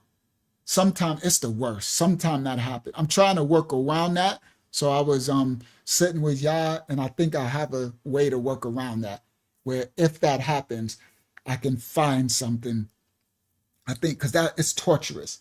So I was really tortured, and I didn't even have sleep yesterday. So I sat here from 1 a.m. and I think he gave me what I was supposed to bring out at about 12 p.m. the next day. And then I got to make the video, do the thumb. I'm like, okay, all right. So this is the work, all right. It's not a game, but they are doing so much work to usher in darkness. How much more would I not be willing to sacrifice to do the work of righteousness, to make sure I hear what the Most High wants me to bring out? And he gave me this. And he said, show it, expose it. And I never even knew this happened. I'm like, what is happening? I'm like, bro, this world is crazy. Okay? Shout out to Brother Warren. So this is not a festival, what you're seeing on the screen. It's a prophetic red flag waving in front of all the nations. Isaiah 3:9 says, their continents do witness against them. They declare their sin as Sodom. They hide it not. Woe unto their soul. Yashayaha 3:9. Their continents bear witness against them, what they're doing. They declare their sin as Sodom and Gomorrah. It's a sin. They hide it not. Right in the streets in the public. Woe unto their soul, for they have awarded evil unto themselves. That part. See, when wickedness becomes public celebration, then judgment stops being delayed. It's ushered in. But hear me, children of the Most High. We are not to fear this mess. We are called to discern it. We are called to prepare. We are to stand firm while all these nations bow down to these idols made of metal, made of mythology, and made of madness. That part. Because the remnant of the Most High does not march in these parades. We don't take part of Thanksgiving, Christ's Mass, Saturnalia, all these fallen angel practices. We do not become one with these rituals that they're calling festivals and holidays. The remnant does not celebrate these spirits. The remnant does not get seduced by the hype of the world. Sirach 2:15 says, they that fear, respect the Most High, will not disobey his word, and they that love him will keep his ways. Ecclesiasticus 2:15. We are called to keep the Most High's ways, actions, and deeds, even when the entire world abandons the Most High's ways and take on Baal and Lilith and Jezebel and Greco, any of these gods, Zeus and Jesus and Christos and all these gods. Okay?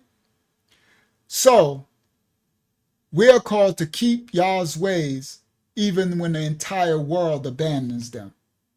So tonight, as I close out this teaching, I'm going to leave you with this truth, and let this truth settle deep inside of your raya, your spirit. The world is clearly choosing its gods, and each of you must choose who you're going to serve. Choose you this day who you will serve. See, my advice is to choose the creator of all things, the Most High. The Safari Yah calls his name Yah. Choose the Most High while the nation choosing, Lilith, Athaliah, Jezebel, Semiramis, Osiris, Isis, Beelzebub, Baal, Ashtaroth, Ishtar, Easter, Christmas, right? While they're choosing these idols, we are to choose the Most High. We are to choose righteousness while the world chooses rebellion. We are choose to be set apart what they call holy, while the world chooses to be in agreement and spectacle. We are to choose discernment, while the world clearly chooses deception. Because the celebration of ancient spirits, these ancient principalities, is the clearest sign that Mashiach's return is coming near. Now, for those who don't believe in that, it is what it is. Choose righteousness. You don't got to believe in none of that. As long as you choose righteousness over unrighteousness, then you're choosing Yah. That part. This ain't about religion, it's about relationship. See, when they celebrate these ancient principalities in the open streets, that's how we know that the kingdoms of this world are in their final act. The world is the stage, and this is the final act of the play. They doing it in the streets, the Larashah, y'all over everything. Revelation 18:4 says, "Come out of her, my people, that ye be not partakers of her sin," what you see on the screen. So come out of her, children of the Most High. You see her, she's on the screen. Come out of her, be separate, stay righteous, guard your home, guard your children, guard your eye gates, your ear gates, guard your spirit, guard yourself, cover yourself in righteousness, because the world is celebrating darkness. That's why that image said she came to eat the light. She said she came to eat the sun, swallow the light, this Lilith image. The world is celebrating darkness because the remnant must be the light. And she said she came to eat the light. The devil's a lie. You won't eat my light. We rebuke you, Lilith. We rebuke you, Baal. We rebuke you, Jezebel, and your wicked daughter Athaliah. We rebuke all dark principalities. We send you back from the rebellion from which you come, you adversaries. We rebuke the smoke. We rebuke the incense. We rebuke the covenants. We rebuke the worship. We send it all back to the darkness from where you come, because greater is he that is within us and we. There you go. There you go. Thank you, y'all. Greater is he that is within we. That part. And in France, what they say, Hakyama, oui. You take your little Greco wee-wees that y'all serving this Baal, this Minotaur, right? That's all they talk about. No. You got the wee-wee. We serve the Most High in spirit and in truth. You understand that? We, us, the remnant children of the Most High, we are in covenant with the Most High, his holy name and his righteous order. That part. Hakyama, somebody wanted to say something? Oh, no. Praise Yah. This tonight, children of Yah, has been millions are in the streets celebrating Lilith, Baal, and Athaliah, Jezebel's baby. Live right now. They outside in covenant with darkness. Shout out to Yalayat, shout out to Yohana Kwam, shout out to anybody else that I missed. I couldn't see the full chat. Thank you for the donations. Look at the elder knocked out. I know Yasha knocked out. Thank you, Hakyama, for your assistance. Thank you, House of Yah. We seeing Yah's going to expose more and more. Now y'all know where the fire, the smoke, why that shows all the time. Now y'all know when they took the Most High's name out of the mouth. It started with Jezebel's baby, the woman king of Judah. For 6 years, she reigned, and she plunged the tribe of Judah into the most dark Baal worship. But her baby God, Yahashaba, That's another strong daughter of Yah. They call her Jehosheba. Most of y'all probably never heard of her. Shout out to our great-grandmother, Auntie Yahashaba, for doing the righteous work. Shout out to the king priest, Yahada. Shout out to the young king, Ya'ash, the righteous remnant. May the Most High cover and bless you all. Thank you, House of Yah Mashiach Assembly. This has been Divine Discussions, probably episode 100 and something in them, right? May the Most High cover and bless you all. We live Friday. We should be finishing the series on Friday, unless the Most High tell me to do something else. May the Most High cover and bless you all. Y'all have a blessed night. May the Most High cover and bless you all. Hold on. Let me get that off the screen. Stop share. Stop screen. All right. I've been playing a long time. Share. There you go. Millions celebrate that. The devil's a lie. Shalom, everybody. See y'all on Friday. Shalom, Hakyama. Love you all. Go forth and be the light, children of the Most High. We out. Shalom. He adds secures and hooks us tight. A gift from Yah, eternal life. He sent his son a sacrifice to show how much he loves us. You are loved, you are loved. You are loved, you are loved. You are loved, oh, you are loved. You are loved by Yahuwah. Praise Yah. Praise Yah. Praise Yah. Hallelujah. Bible study every Tuesday, 8 p.m. We having a Zoom Bible study. I'm gonna put email me for the link. I'm a lion of the tribe of Judah.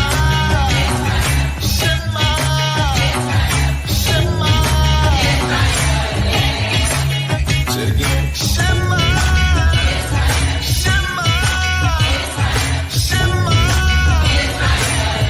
You are the precious chosen people of the Most High.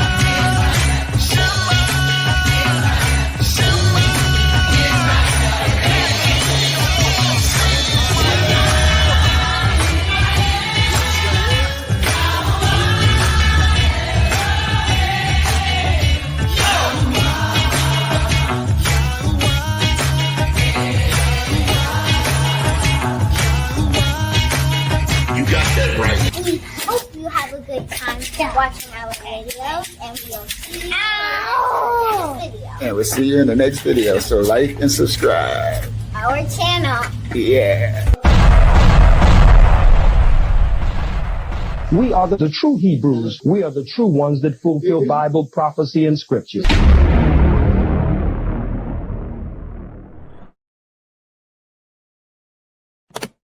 He adds secure